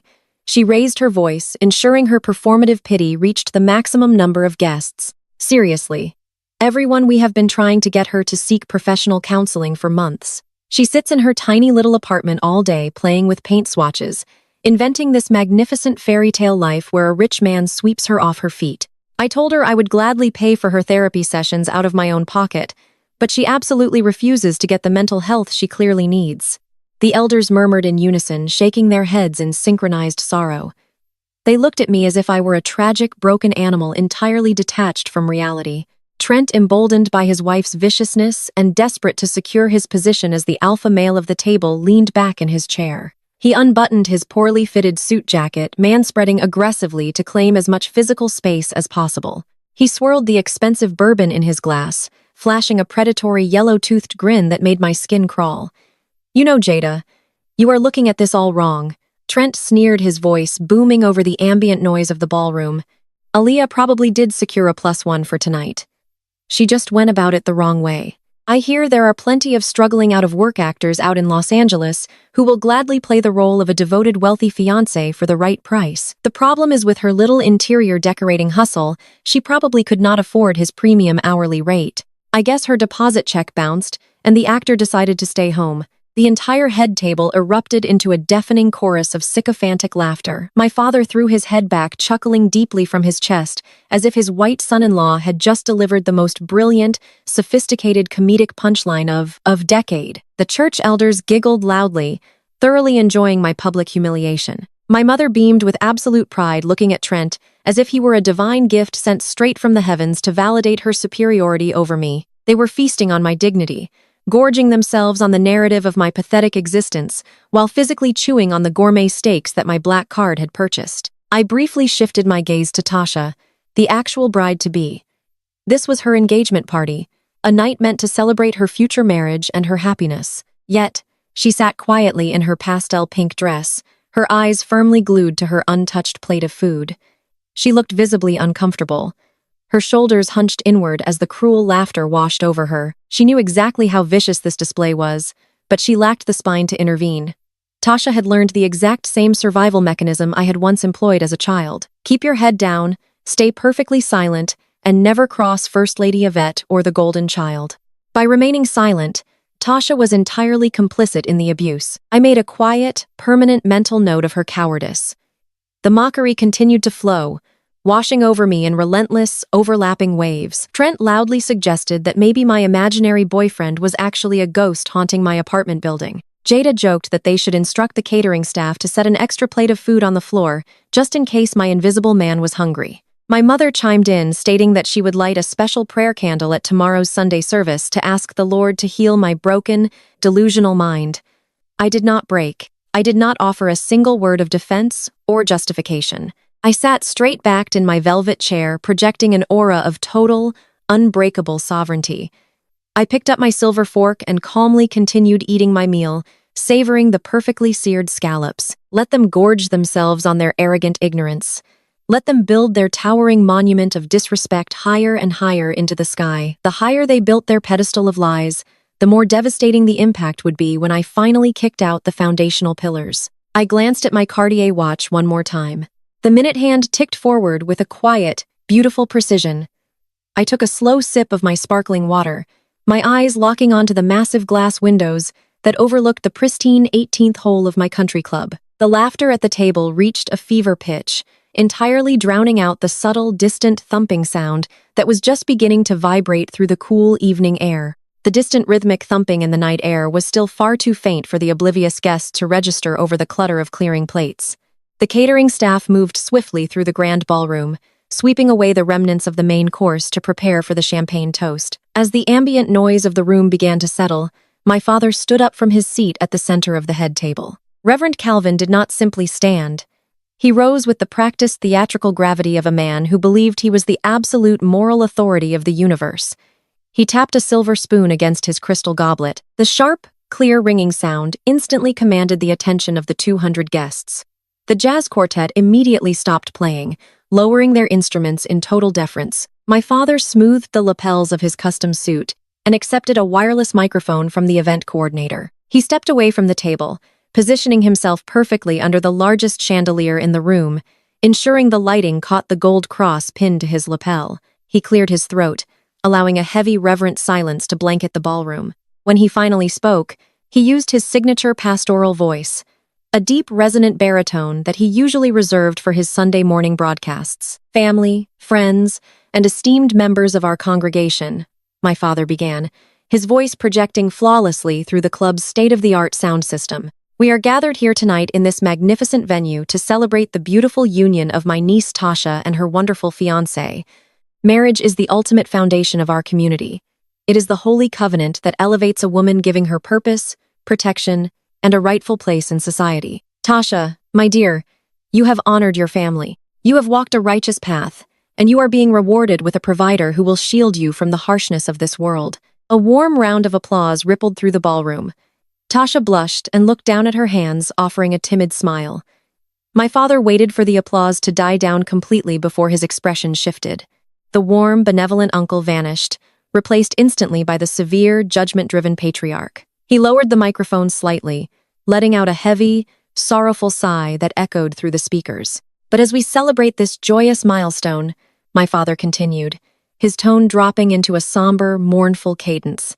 My heart grows incredibly heavy as a father, because while one young woman in our family steps into the glorious light of matrimony, another continues to wander aimlessly in the darkest, most isolated wilderness. The entire ballroom went dead, silent. 200 pairs of eyes shifted simultaneously, following the direct, unwavering line of my father's gaze, right down to I did not blink. I kept my hands folded neatly in my lap, staring right back at him with a mask of impenetrable stone. It is the duty of a spiritual leader to shine a light on the truth, even when that truth brings us profound shame, my father announced, gripping the microphone tightly. It is a tragedy to witness a woman reach the age of 35 without securing a husband, without producing children, and without building any meaningful legacy. We have watched my eldest daughter, Aaliyah, struggle for years with a profoundly lonely spirit. We have watched her isolate herself in a tiny apartment, clinging to a dead-end decorating job, refusing to humble herself before God or her family. A collective murmur of pity swept through the crowd. I could see the church elders nodding solemnly, their faces twisted into masks of fake compassion, while their eyes devoured the drama. My father raised his free hand toward the vaulted ceiling, closing his eyes in a display of supreme theatrical piety. I ask everyone in this room right now to bow your heads. Please bow your heads and join me in a prayer of intercession for my daughter. The sheer audacity of the moment was breathtaking. He was turning my cousin's engagement party into a public exorcism of my character. All around me, the elite members of Atlanta society, the wealthy politicians, and the church deacons bowed their heads, closing their eyes to participate in my public humiliation. I was the only person in the entire ballroom who kept my eyes wide open, watching every single detail unfold. Lord, we come before you tonight asking for your divine mercy upon Aaliyah. My father projected his voice, rising in an aggressive preaching rhythm. We ask that you heal her deeply broken, lonely spirit. We know that the pain of being unwanted and passed over has driven her mind into a dark place. Lord, we ask that you strip away the tragic fantasies of a partner that does not exist. We ask that you cast out the imaginary fiancé she has fabricated to hide her immense shame from the world. Across the table, Jada let out a loud, highly exaggerated sigh of agreement, bowing her head while discreetly filming the entire prayer on her phone under the table. Trent sat beside her with a smug, self-satisfied smirk plastered across his face, clearly enjoying the spectacle of my destruction. My mother, Yvette, pressed a lace handkerchief to her dry eyes, playing the role of the heartbroken matriarch to absolute perfection. Father, we pray that you deliver Aaliyah from these pathetic delusions. My father thundered, pacing back and forth under the chandelier. Break her pride, Lord. Shatter the arrogance that keeps her trapped in this fictional reality. Bring her down to her knees, so that she might finally accept a humble, lowly path. Strip away her false independence and show her that she is nothing without the protection of a man and the forgiveness of her family. Cleanse her mind of these invisible billionaires and imaginary rescues. Bring her back to reality, no matter how bitter or lonely that reality may be. In your holy name we pray. Amen, the crowd echoed in unison. The synchronized response sounded like a death knell echoing across the room. As the guests raised their heads, the silence that followed was suffocating. Several of the church aunts sniffled loudly, shaking their heads in my direction. They were looking at me not as a human being, but as a cautionary tale, a spectacular failure served up on a silver platter for their entertainment. I remained entirely motionless in my velvet chair. The psychological violence of my father's prayer was designed to completely obliterate my spirit, to make me run screaming from the room in tears, surrendering my dignity to their control. But I did not feel broken. I felt an absolute terrifying clarity. My father had just used the name of God to publicly curse my existence, weaponizing his faith to extort sympathy for himself while tearing my flesh from my bones. He had cemented his own ruin. I looked at the faces staring at me. I looked at Tasha, who was biting her lip, actively refusing to make eye contact with me. I looked at Trent, who was chuckling quietly and whispering a cruel joke into Jada's ear. I looked at my mother, who lowered her handkerchief to reveal a triumphant, vicious glare. They had laid all their cards on the table. They had shown the absolute worst of their humanity in front of 200 witnesses. I took a slow, deep breath. The air in the room felt thick and stagnant, but right behind my head, a subtle physical sensation began to manifest. The heavy glass pane of the floor-to-ceiling window directly behind my chair gave a minuscule, barely perceptible rattle. It was a faint vibration, a rhythmic pulsing that traveled through the glass and resonated deep within the bones of my shoulders. The ambient noise in the room was too loud for anyone else to feel it, but I recognized it instantly. The massive twin-turbine engines of a private helicopter were rapidly displacing the air pressure outside the country club. I offered my father a polite, chillingly vacant smile from across the massive dining table. I did not say a word. I simply picked up my crystal water glass and took another measured sip, my eyes tracking the subtle growing vibrations of the window pane. The public prayer of disrespect had concluded, and the false peace of the ballroom was about to be violently torn apart. The applause following the amen was a sickening wave of validation for my father's cruelty. The jazz quartet hurriedly resumed, playing a lively tune, desperately trying to sweep the heavy, awkward tension under a rug of brass and bass. Guests began returning to their meals, stealing covert, pitying glances in my direction. I had given them the show they wanted. I remained perfectly composed, but the air inside the ballroom was becoming entirely too stale to breathe. I picked up my linen napkin, dabbed the corners of my mouth with deliberate precision, and stood from my seat. I needed a moment of absolute isolation before the final act of this tragedy commenced. I walked away from the kitchen doors, navigating around the perimeter of the room. I pushed open the heavy French doors and stepped back out onto the private stone balcony. The cool night air was a welcome shock to my system. The subtle, rhythmic pulsing that had rattled the window pane earlier was now a distinct, heavy thrumming in the atmosphere. The vibrations were intensifying, creeping up through the soles of my shoes, yet the oblivious crowd inside continued their noisy celebration, completely blind to the storm gathering right above their heads. I walked to the edge of the stone railing, looking out over the darkened golf course. I had exactly 3 minutes of peace before the doors behind me swung open with a violent, aggressive shove. I did not need to turn around to know who it was. The sharp scent of cheap cologne and the clanking of a fake diamond bracelet announced their arrival perfectly. Trent and Jada stepped out onto the balcony, moving with the hyperactive, buzzing adrenaline of predators who believed they had successfully cornered a wounded animal. They pulled the heavy doors shut behind them, effectively cutting off the music and trapping me in the dim light of the terrace. My sister stepped forward first. She was practically vibrating with malicious joy. Her eyes gleamed with the toxic satisfaction of watching our father publicly execute my dignity just moments ago. "Well," Jada began, her voice a sickly sweet melody of fake concern, "that was certainly an intense prayer. But you know, Dad, he only does these things out of deep pastoral love. He just wants you to face reality, Aaliyah. It is truly unhealthy to keep living in this delusional fantasy world. We are all just extremely worried about your mental decline." I turned slowly, resting my lower back against the cold stone railing. I looked at her, my expression completely blank. "I appreciate your profound concern, Jada. It is touching." Trent stepped up beside her, sliding his hands into the pockets of his overly tight trousers. He puffed his chest out, desperate to assert his dominance now that he believed my spirit had been entirely broken by the church congregation. He offered a dark, menacing smirk that stripped away any remaining pretense of brotherly affection. "You know, Aaliyah," Trent said, his tone dripping with arrogant condescension, "I actually followed your advice from earlier. I thought deeply about my investments. I decided to pivot my strategy. Instead of focusing on low-income properties on the south side, I directed my firm to make a highly aggressive move in the luxury residential sector. I just closed a massive portfolio acquisition this afternoon." I tilted my head slightly, feigning mild interest. How ambitious of you, Trent. He took another step forward, invading my personal space, trying to use his physical size to intimidate me. Oh, it is extremely ambitious, he sneered, because the crown jewel of this new portfolio happens to be a very specific luxury apartment building in Midtown. In fact, it is the exact building where you currently reside. I maintained absolute silence. I allowed him to bask in what he believed was his ultimate checkmate. That is right, Trent chuckled, exchanging a triumphant look with my sister. I am your new landlord, Aaliyah.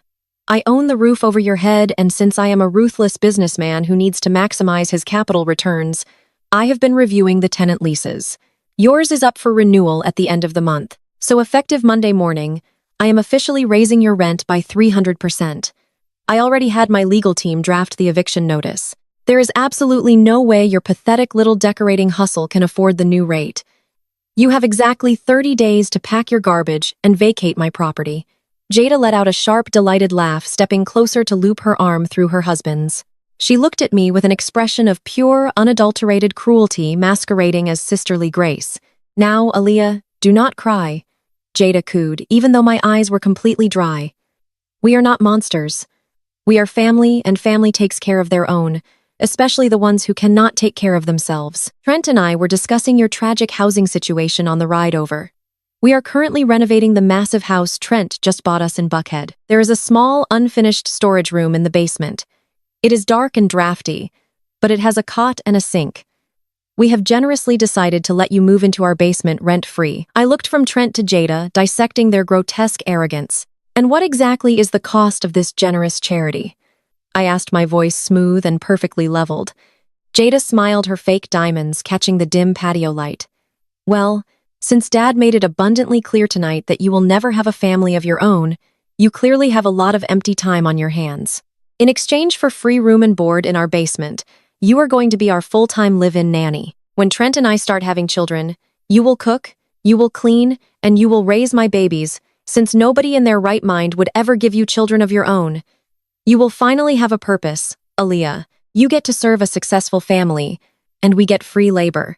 It is a brilliant compromise for everyone. They stood there shoulder to shoulder, radiating an overwhelming, suffocating smugness. They truly believed they had just delivered the final fatal blow to my existence. They believed they had permanently enslaved me to their toxic dynamic. Trent thought he had successfully weaponized his fake financial prowess to render me homeless. Jada thought she had finally secured her ultimate trophy, transforming her older sister into her personal, unpaid servant. They wanted me to beg. They wanted me to break down sobbing on the cold stone floor of the balcony, pleading for mercy from the great white savior and the golden child. I did not break. I did not flinch. I did not shed a single tear. The rhythmic thrumming in the atmosphere had grown significantly heavier. The air pressure around the balcony began to drop, causing the leaves on the nearby oak trees to rustle aggressively. The ambient noise of the city seemed to vanish, replaced entirely by a low mechanical pulsing that was rapidly descending from the night sky. I looked down at the linen napkin I was still holding in my left hand. With slow, deliberate, and incredibly precise movements, I folded the fabric perfectly in half. Then I folded it into a flawless square. I reached out and placed the neatly folded linen on the surface of a small wrought iron patio table next to me. I smoothed the edges down, ensuring it was perfectly aligned. The meticulous, utterly calm nature of my actions caused Trent's confident smirk to falter for just a fraction of a second. I raised my eyes and locked my gaze directly onto Trent's. I let my mask of polite compliance drop completely, revealing the cold, calculating apex predator I truly was. Are you absolutely sure about your investments, Trent? I asked, my voice cutting through the heavy air with lethal precision. Trent frowned, shifting his weight uncomfortably. What are you talking about? I just told you I bought your building. You are being evicted. I took a slow step toward him, forcing him to hold my gaze. I asked you a very simple financial question, Trent. Are you absolutely certain you know exactly who owns the building you claim to have purchased? Because in my professional experience, men who rely on offshore diversification and aggressively leverage debt often fail to verify the actual holding company sitting at the top of the corporate food chain. You should always check the receipts before you threaten to evict the owner of the bank. Jada scoffed, rolling her eyes in exaggerated annoyance. Oh my God, Trent, Do not even listen to her. She is having another one of her psychotic breaks. She is completely delusional. Let us just go back inside before she starts talking about her imaginary billionaire fiancé again." But Trent did not move. He was staring at me, his eyes widening slightly as a profound, terrifying realization began to claw its way into his brain. He was a grifter, and grifters possess an innate, animalistic instinct for when they have targeted the wrong mark. He looked at my calm posture, the complete absence of fear in my eyes, and the chilling certainty in my voice. He was finally looking past the camouflage my family had draped over me. Before Trent could formulate a response, the heavy thrumming above us escalated into a deafening, violent roar. The wind did not just rustle the trees, it violently whipped across the balcony, tearing the perfectly styled hair from Jada's head and sending the patio chairs skidding across the stone floor. The sky above the country club seemed to tear open, unleashing a hurricane of displaced air and deafening mechanical thunder. The false peace was officially over, and my reality was about to forcefully introduce itself to theirs. Trent opened his mouth, his jaw unhinging to spit out a venomous retort, but the words never left his throat. Whatever pathetic threat he intended to hurl at me was violently swallowed by a sudden deafening roar that dropped from the night sky. The rhythmic pulsing I had felt moments earlier escalated into a concussive mechanical thunder that shook the very foundation of the stone balcony. The heavy, suffocating air of the Atlanta evening was instantly shredded. A colossal downdraft slammed into the country club patio with the force of a localized hurricane. The intense artificial wind whipped across the terrace, violently ripping the smug expression right off Trent's sweating face. Jada let out a shrill, terrified shriek, frantically clutching at her fake diamond bracelet as the aggressive gust tore through her perfectly styled hair, whipping it into a chaotic, tangled mess across her face. Through the massive glass windows behind them, I watched the serene, arrogant atmosphere of the grand ballroom completely implode. The sudden drop in barometric pressure forced the heavy French doors to blow wide open, inviting the violent storm of air directly into my parents' pristine engagement party. The jazz quartet on the small stage immediately abandoned their performance, scrambling to grab their sheet music as their metal music stands clattered loudly to the polished wooden floor. The ambient, affluent murmur of the 200 guests transformed into a chorus of genuine panic. The violent gust swept across the dining tables, catching the edges of the imported silk tablecloths, and sending dozens of expensive crystal champagne flutes crashing to the marble floor. The sharp, piercing sound of shattering glass echoed through the room. The towering centerpieces of imported white roses, which my father had proudly boasted about to the entire congregation, were brutally stripped bare by the wind. A furious blizzard of white petals launched into the air, swirling chaotically across the ballroom like a beautiful, destructive snowstorm. The elite church elders, who had just spent the last hour gorging themselves on my public humiliation, were now shrieking and covering their heads. Their stiff, expensive fascinator hats were ripped from their scalps, tumbling across the room while they scrambled desperately to hold down their designer dresses. Jada grabbed Trent by the sleeve of his poorly fitted suit, practically dragging him away from the balcony railing. They stumbled blindly back through the open French doors, seeking refuge from the overwhelming sensory assault. I did not run. I did not flinch. I walked behind them at a leisurely, measured pace, allowing the heavy winds to billow the silk of my custom black dress around my legs. I stepped back into the chaotic ballroom just as the entire congregation rushed toward the floor-to-ceiling windows overlooking the golf course, drawn like magnets to the source of the overwhelming noise. Descending from the dark clouds, illuminated by the bright security floodlights of the Oak Ridge Country Club, was a massive military-grade private helicopter. It was a staggering machine painted in a sleek, non-reflective, matte black finish. There were no flashy corporate logos, no ostentatious racing stripes, and no gaudy exterior details. It possessed the sharp, predatory lines of an aircraft built exclusively for transporting individuals who commanded absolute global authority. The audacity of the approach was breathtaking. The pilot did not aim for the designated concrete helipad located a mile away near the administrative buildings. Instead, the helicopter hovered directly over the 18th hole. This was the crown jewel of the estate, a meticulously manicured historic green that the old money elite of Atlanta treated as sacred, untouchable ground.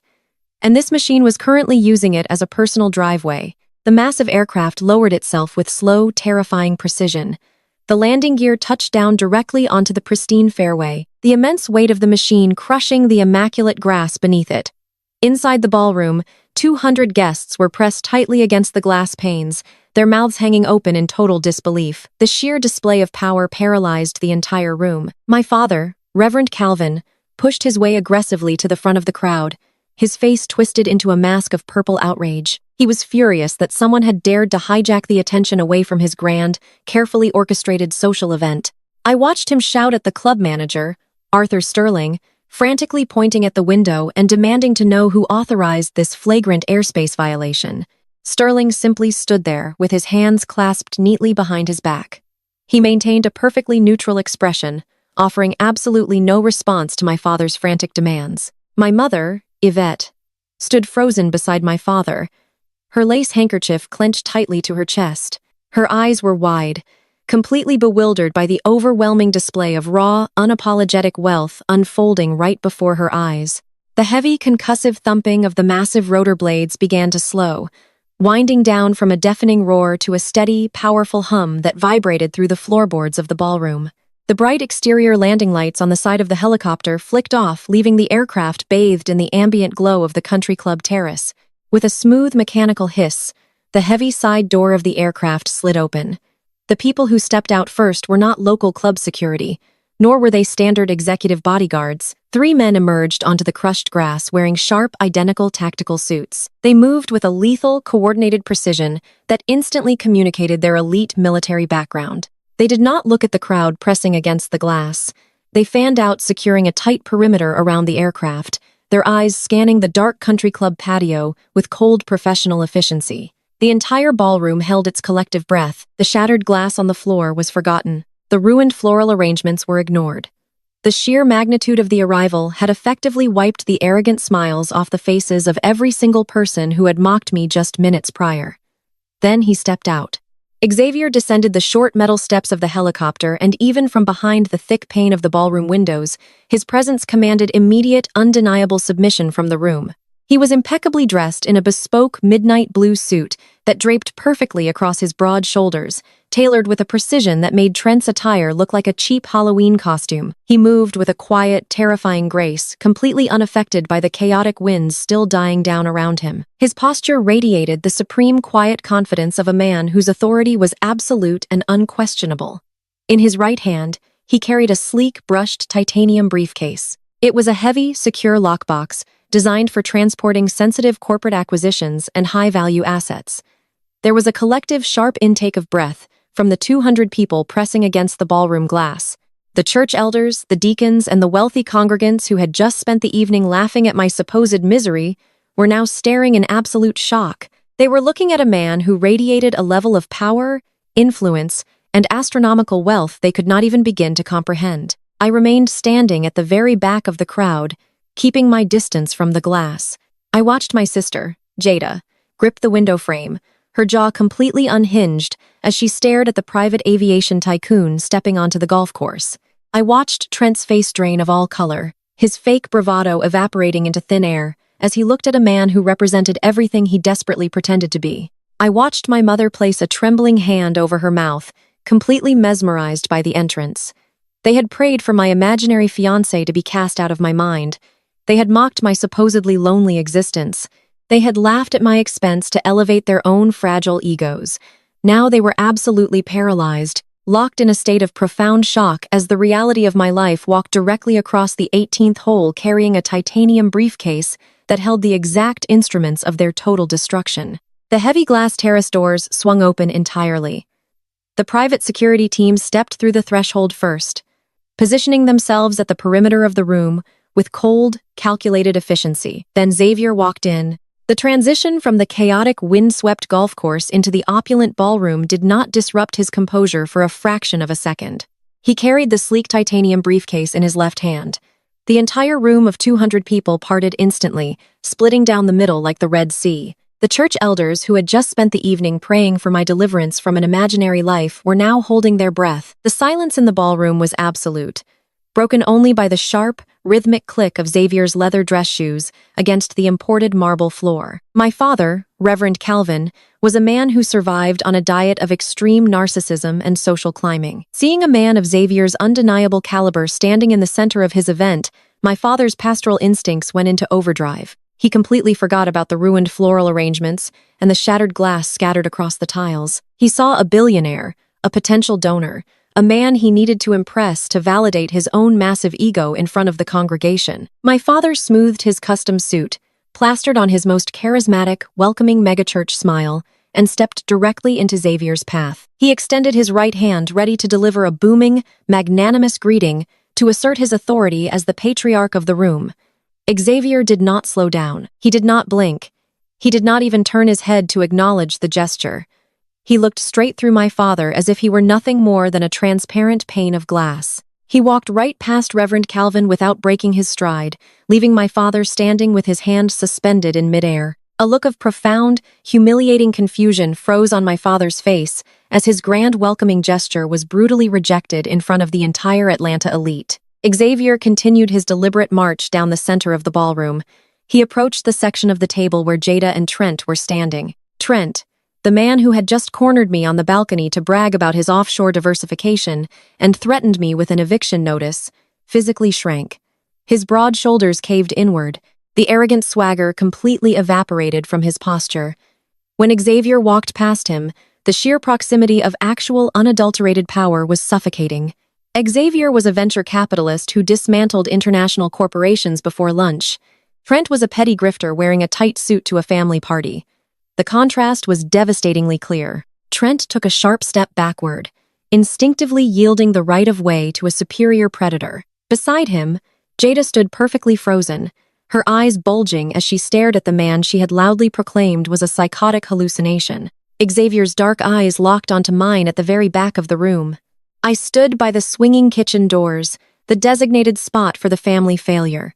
A slow, breathtaking warmth spread through my chest as I watched my partner navigate the sea of gaping onlookers. He reached me, stopping just inches away. He handed the titanium briefcase to the lead security operative standing discreetly to his right. Then Xavier reached out and pulled me flush against his chest. He did not care about the 200 pairs of eyes watching us. He did not care about the church deacons, the elite politicians, or the judging aunts. He leaned down and captured my lips in a deep, passionate, undeniable kiss. It was a kiss that possessed absolute sovereignty, a public claiming that completely incinerated the toxic narrative my family had spent 35 years building. When we parted, he kept his left arm wrapped firmly around my waist, anchoring me to his side. With his right hand, he reached into the inner breast pocket of his bespoke suit jacket. He retrieved a small midnight blue velvet box. The room was so quiet, I could hear the soft snap of the hinge as he opened it. Inside rested my wedding ring. He had taken it to his personal jeweler in Geneva to have the platinum prongs reinforced, and now it was back gleaming with an impossible brilliance. He took my left hand in his thumb brushing over my bare ring finger. With slow, deliberate reverence, Xavier slid the ring into its rightful place. The flawless 10-carat diamond caught the light of the massive crystal chandeliers above us. It threw a dazzling, blinding spectrum of light across the immediate area. A stone so large and pristine, it defied basic comprehension. The sheer weight of the jewelry on my hand was a physical manifestation of the empire we shared.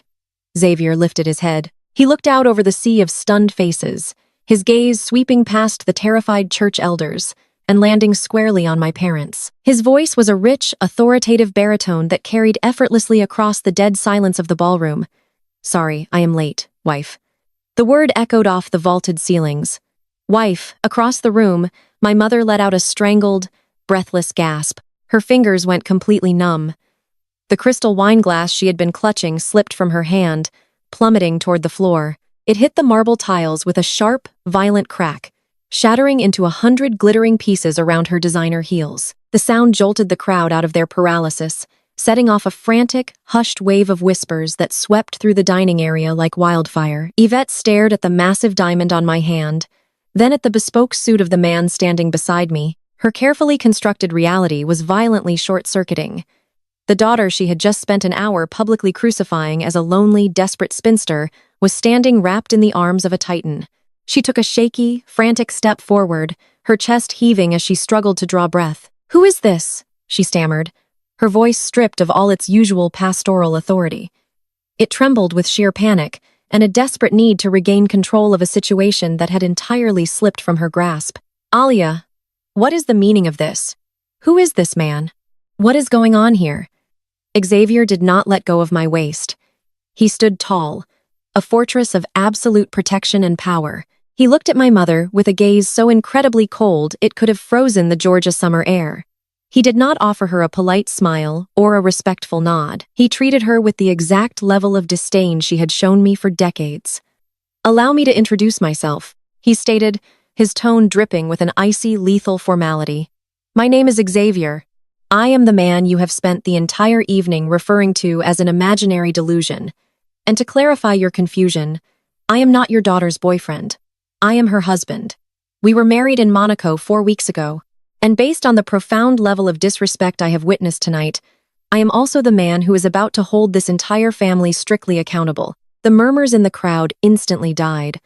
The church congregation, usually so eager to feast on my humiliation, was now staring at my mother with wide, judgmental eyes. She had stood at the center of the room and lied to all of them, spinning a pathetic tale about an imaginary fiancé that was now standing in the flesh, dripping in legitimate wealth. The ground beneath my mother's feet was crumbling, but Xavier had not even begun to open his briefcase. The true devastation was still moments away. Xavier did not wait for my mother to catch her breath. He extended his left hand. The lead security operative stepped forward, instantly resting the sleek titanium briefcase flat on a cleared section of the dining table. The sharp mechanical snap of the dual combination locks echoed like 2 consecutive gunshots in the dead, silent ballroom. Xavier lifted the lid.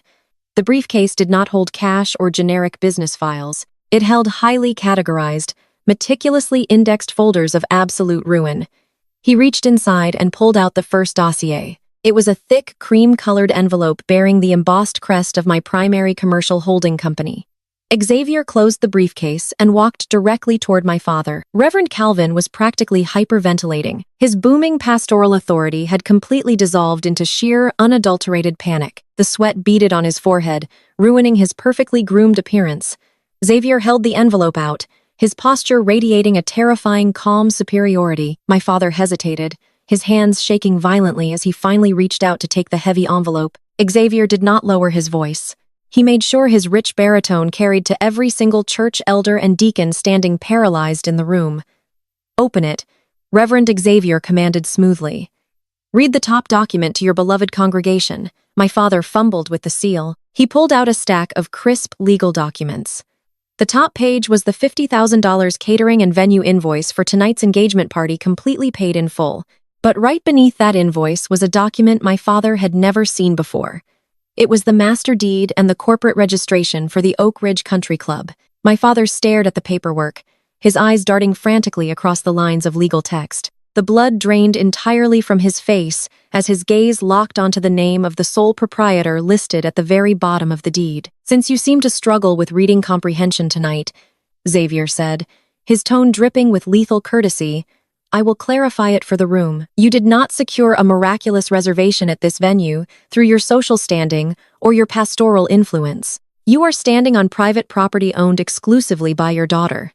My wife acquired this entire country club 2 years ago. So, on behalf of her commercial real estate empire, I want to personally thank you for your generous $50,000 contribution to her daily operational budget. We always appreciate when family patronizes our local businesses." A massive, synchronized gasp erupted from the church elders. Sister Mildred, the woman who had just spent the evening mocking my imaginary poverty, stumbled backward and had to grip a chair to keep from falling. The illusion of my pathetic, struggling existence was instantly shattered into a million irreparable pieces. My mother let out a high-pitched whimper, her hands flying to her face as she realized she had just publicly humiliated a woman who literally owned the ground she walked on. But Xavier was not finished. The true devastation had not yet commenced. He turned his dark, predatory focus away from my parents and locked his eyes directly onto Trent. Trent physically recoiled. He bumped into a nearby dessert cart, sending a stack of china clattering to the floor. Jada was gripping Trent's arm, her fake diamond bracelet catching the light of the chandeliers, but she was completely silent. The arrogant, booming finance brother who had cornered me on the balcony just minutes ago was now visibly trembling, his chest heaving as he stared at the man who represented everything he desperately pretended to be. Xavier reached back to a security operative who handed him a second, much thicker dossier, flagged with bright red confidential stickers. Xavier tapped the heavy file against his palm, studying Trent with the clinical detachment of an apex predator observing wounded prey. You love to brag about your massive offshore portfolio, Trent Xavier stated, his voice cutting through the thick tension of the ballroom. You love to talk about aggressive leverage, commercial acquisitions, and high-yield investments. But the problem with playing high finance is that the global banking sector is a remarkably small world at the top. 2 weeks ago, my venture capital firm finalized the acquisition of the exact boutique wealth management bank you used to hide your operations. When my forensic accountants ran a routine corporate audit of the bank's active ledgers, your name triggered a massive, unavoidable sequence of federal red flags. Trent opened his mouth to speak, to deny the accusations or spin another web of corporate jargon, but no sound came out. His face was a ghastly mottled gray. Xavier flipped open the red folder. He did not read the document silently. He read the exact numbers out loud for the entire church congregation to hear.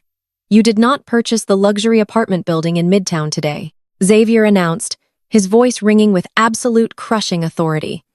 You do not own a single piece of commercial or residential real estate in the state of Georgia. In fact, your offshore accounts contain less than a standard checking minimum balance. Your domestic credit cards are catastrophically maxed out. You are not a wealthy investment guru. You are completely, hopelessly broke.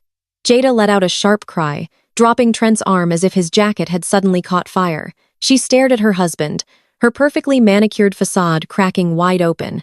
The golden child was realizing in real time that her entire life of luxury, the bragging, the designer clothes, the supposed financial blessings she attributed to her parents' prayers, was built on an absolute terrifying lie. But Xavier was a man who believed in total destruction when his family was disrespected.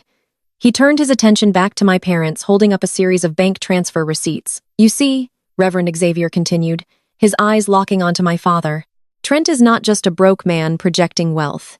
He is a very sloppy criminal running a highly illegal Ponzi scheme. Tell me, did you recently authorize your trusted son-in-law to manage the church's aggressive multi-million-dollar expansion fund? My father dropped dead onto the marble floor, his knees physically buckled. He braced his hands on the heavy dining table, his breathing erratic. Yes, he choked out, his pastoral voice completely destroyed. Xavier pulled out a stack of wire transfer logs. He read the routing numbers and the transaction histories aloud to the crowd of deacons standing nearby.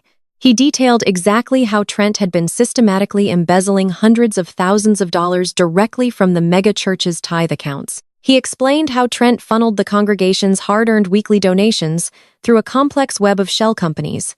Those tithes did not go toward building a new sanctuary wing, Xavier proclaimed, his voice laced with righteous anger on behalf of the exploited congregation. Those tithes paid for Jada's designer dresses. They paid for the lease on Trent's luxury cars. They paid for the very suit on his back tonight. Your son-in-law has been actively bleeding your entire religious community dry to fund a lavish lifestyle he could never actually afford. A roar of genuine, furious outrage erupted from the church deacons. The men and women who had faithfully given 10% of their income every Sunday realized they had been funding Trent's country club memberships. Shouts of anger echoed across the ballroom as the deacons began advancing toward the head table, demanding answers from their disgraced pastor. Xavier held up one final bank statement, silencing the angry crowd for just a moment longer. He turned his gaze to my mother. Yvette was shaking uncontrollably, her arms wrapped around her stomach as she stared at the man dismantling her entire world. Trent did not stop at the church. Xavier informed her, his tone dropping into a deadly whisper that carried across the room. He also convinced you to grant him advisory access to your personal long-term retirement accounts under the guise of offshore diversification. I have the finalized balance sheet right here, Yvette. The current balance of your life savings is 0.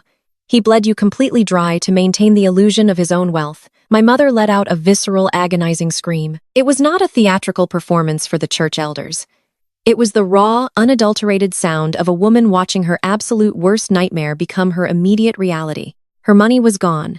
Her social standing was obliterated. The son-in-law she worshipped was a criminal, and the daughter she had publicly cursed was the billionaire who owned the very room where her destruction took place. I stood securely in the shelter of my husband's arm, my face a mask of supreme, unbroken calm. I watched the chaos unfold with a deep clinical satisfaction. I watched my mother drop to her knees amid the shattered glass of her wine flute, weeping over the total evaporation of her retirement funds. I watched the church elders who had laughed at my expense just an hour ago completely turn on my father, shouting accusations of negligence and demanding full financial audits of his ministry. The very people my parents had spent their entire lives trying to impress were now tearing them apart like starving wolves. Trent frantically backed away toward the kitchen doors, his eyes darting around the room for an escape route, but Xavier's elite security team smoothly blocked every single exit. The trap I had laid when I paid the catering invoice had worked with absolute perfection. I had provided the initial thread, and Xavier had brilliantly, methodically pulled it until their entire tapestry of lies unraveled into nothing but dust and ruin. The heavy microphone slipped from my father's trembling hand. It hit the marble floor with a piercing shriek of feedback that made the remaining guests cover their ears. Reverend Calvin stared blindly at the crumpled financial dossiers scattered across the linen tablecloth. He was a man who had built his entire identity on the absolute veneration of wealth and status. He had traded his own flesh and blood to secure a front-row seat in the presence of whiteness and perceived power. Now the realization washed over him like a physical sickness. His prestigious ministry, his pristine social standing, and his absolute authority were completely obliterated. He had worshipped a criminal, and he was going down with him. The deacons surrounded him, their voices rising in a furious, demanding chorus, cutting off his every attempt to explain or defend his gross negligence. A few feet away, the golden child was experiencing her own spectacular freefall. Jada collapsed against a dining chair, her hands pulling frantically at her hair. Her perfect smug composure was entirely gone. She stared at Trent with a look of absolute, terrified revulsion. She was realizing in real time that her pristine marriage was nothing but a federal crime scene. Every designer dress, every luxury vacation, every arrogant post she had made online was funded by stolen church tithes and her own mother's liquidated retirement accounts. Xavier leaned forward slightly, delivering the final devastating reality check to my sister. Federal investigators are already freezing your joint accounts. Jada Xavier stated, his voice devoid of any pity. Ignorance is not a defense when your signature is on the tax returns for the shell companies Trent established. I suggest you find a very competent defense attorney who does not require a retainer because you currently have absolutely zero liquid assets. Jada let out a raw, hysterical shriek. She lunged at Trent, beating her fists against his chest, screaming that he had ruined her life and destroyed her future. Trent forcefully shoved her away, his eyes darting frantically toward the heavy wooden doors leading to the kitchen corridors.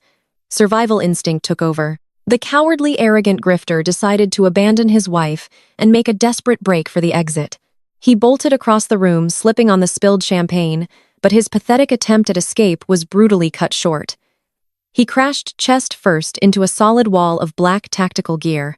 The lead security operative did not even flinch. He simply grabbed Trent by the lapels of his cheap suit, lifted him a few inches off the floor, and slammed him forcefully back against the decorative marble pillar. Trent slid to the ground, gasping for air, completely trapped. Through the absolute chaos of the ballroom, a pitiful, weeping figure crawled through the wreckage of the floral arrangements. My mother, Yvette, pushed herself up from the floor. Her emerald green gown was stained with spilled wine, and her makeup was running in dark streaks down her face. The arrogant, untouchable matriarch was gone. In her place was a broken, desperate woman who had just watched her entire social and financial existence evaporate into nothing. She looked at me standing securely in my husband's embrace. The sheer magnitude of my wealth, the staggering power of the man holding my hand, and the reality of my secret empire finally registered in her panic-stricken mind. She stumbled forward, reaching her hands out toward me, her voice cracking with violent sobs. "Aaliyah, please," my mother wailed, tears streaming down her face. "You have to help us. You own this club. You have millions of dollars. You and Xavier have the capital to fix this. Pay the church back. Replace my retirement funds. We can hire lawyers and keep this quiet. You are my daughter, my own flesh and blood. You cannot let your family go to prison. Please, Aaliyah, I am begging you, bail us out of this nightmare." The entire ballroom seemed to hold its breath, waiting for my response. The church elders watched me, expecting the dutiful, obedient pastor's daughter to step forward and sacrifice her own resources to save her abusive family. They expected the cycle of extortion to continue. I looked at my mother. I looked at the tears tracking through her foundation, the shaking hands reaching out for my wallet, and the desperate, pathetic pleading in her eyes. I did not feel a single ounce of sympathy. I felt absolutely nothing but cold, clinical detachment. I stepped slightly out of Xavier's embrace, looking down at the woman who had spent 35 years actively trying to destroy my spirit. "Why are you asking me for money?" I asked, my voice smooth, steady, and chilled to absolute zero. My mother blinked, her hands trembling in the air. "What are you talking about?" she sobbed. "I am just a struggling, delusional spinster," I replied, echoing the exact words she had used to humiliate me less than an hour ago. "I am just a sad, lonely woman, working a dead-end decorating hustle, living in a tiny apartment, trying to survive on pity." "You said it yourself, Mother. I have no ambition and no drive. So, how could I possibly have the capital to save you from a federal indictment?" "Aaliyah, do not do this," she begged, dropping to her knees on the marble floor. "I was joking. I was just trying to motivate you. I did not mean it." I tilted my head, offering her a serene, hollow smile. "Besides," I continued, my tone slicing through her excuses with surgical precision, "you certainly would not want dirty money from an imaginary husband. After all, the mind does terrible things to cope with being unwanted. I think you should pray on it, Yvette. Maybe God will send you a humble, lowly path to walk on your way to bankruptcy court." My mother let out an agonizing, guttural wail, burying her face in her hands as the finality of my words struck her. I had taken her absolute worst insult and forged it into the lock on her prison cell. There would be no grace. There would be no rescue. The Bank of Aaliyah was permanently closed. I turned my back on her weeping form. I did not look at my father, who was currently being cornered by angry deacons demanding their money back. I did not look at Jada, who was sitting on the floor screaming at Trent. I did not look at Tasha, the cowardly bride who had remained silent through my entire crucifixion. They were no longer my problem. They were simply strangers facing the natural, devastating consequences of their own toxic actions. Xavier placed his hand firmly on the small of my back, guiding me away from the wreckage. His security team formed a protective wedge, parting the crowd of stunned onlookers as we walked back toward the open French doors. The cool night air rushed in to greet us, carrying the distinct, piercing wail of police sirens rapidly approaching the country club gates from the main highway. The Financial Crimes Division had received Xavier's anonymous tip hours ago, and they were arriving exactly on schedule to collect Trent. We stepped out onto the patio, leaving the screaming, imploding family entirely behind us. The massive matte black helicopter sat idling on the pristine 18th hole, its rotor slicing smoothly through the dark Atlantis sky. The flight attendant stood by the open cabin door, offering a respectful nod as we approached. Xavier helped me up the metal steps and into the plush leather interior of the aircraft. He took the seat directly across from me, his dark eyes studying my face with a fierce protective pride. He reached across the narrow aisle and took my hand, his thumb brushing over the flawless 10-carat diamond that completely illuminated the cabin. We lifted off into the night sky, the sheer power of the machine pushing us upward, leaving the flashing red and blue lights of the police cruisers far below. I looked out the window at the shrinking city, feeling a profound, breathtaking sense of liberation. For 35 years, I had allowed the people who shared my bloodline to dictate my value. I had allowed them to force me into a mold of failure simply because I refused to be a pawn in their arrogant social climbing games. But true power does not lie in screaming matches or tearful demands for respect. True power is walking in absolute silence while you build an empire they cannot touch. It is knowing your worth so deeply that the insults of lesser people bounce off you like rain on steel. Family is not defined by biology or obligation. It is defined by the people who recognize your brilliance, who match your ambition, and who stand right beside you when it is time to burn the illusions to the ground. I had survived the fire of their rejection, and from those ashes I had forged a life of absolute, undeniable sovereignty. I looked away from the window and smiled at my husband as we flew toward the horizon. I was finally completely free. The most profound lesson here is that your true worth is never defined by those committed to misunderstanding you. Toxic environments often demand you shrink yourself to feed the fragile egos of others. But true power lies in silent resilience. You do not need to loudly prove your success, nor do you owe your resources to people who only value you conditionally. Building your life in the shadows while enduring disrespect requires immense discipline, but it ultimately becomes your absolute armor. Family isn't just blood. It is mutual respect, support, and the courage to walk away from abuse. Have you ever had to walk away from toxic relatives to protect your own peace? Share your story in the comments below and don't forget to like and subscribe for more empowering journeys.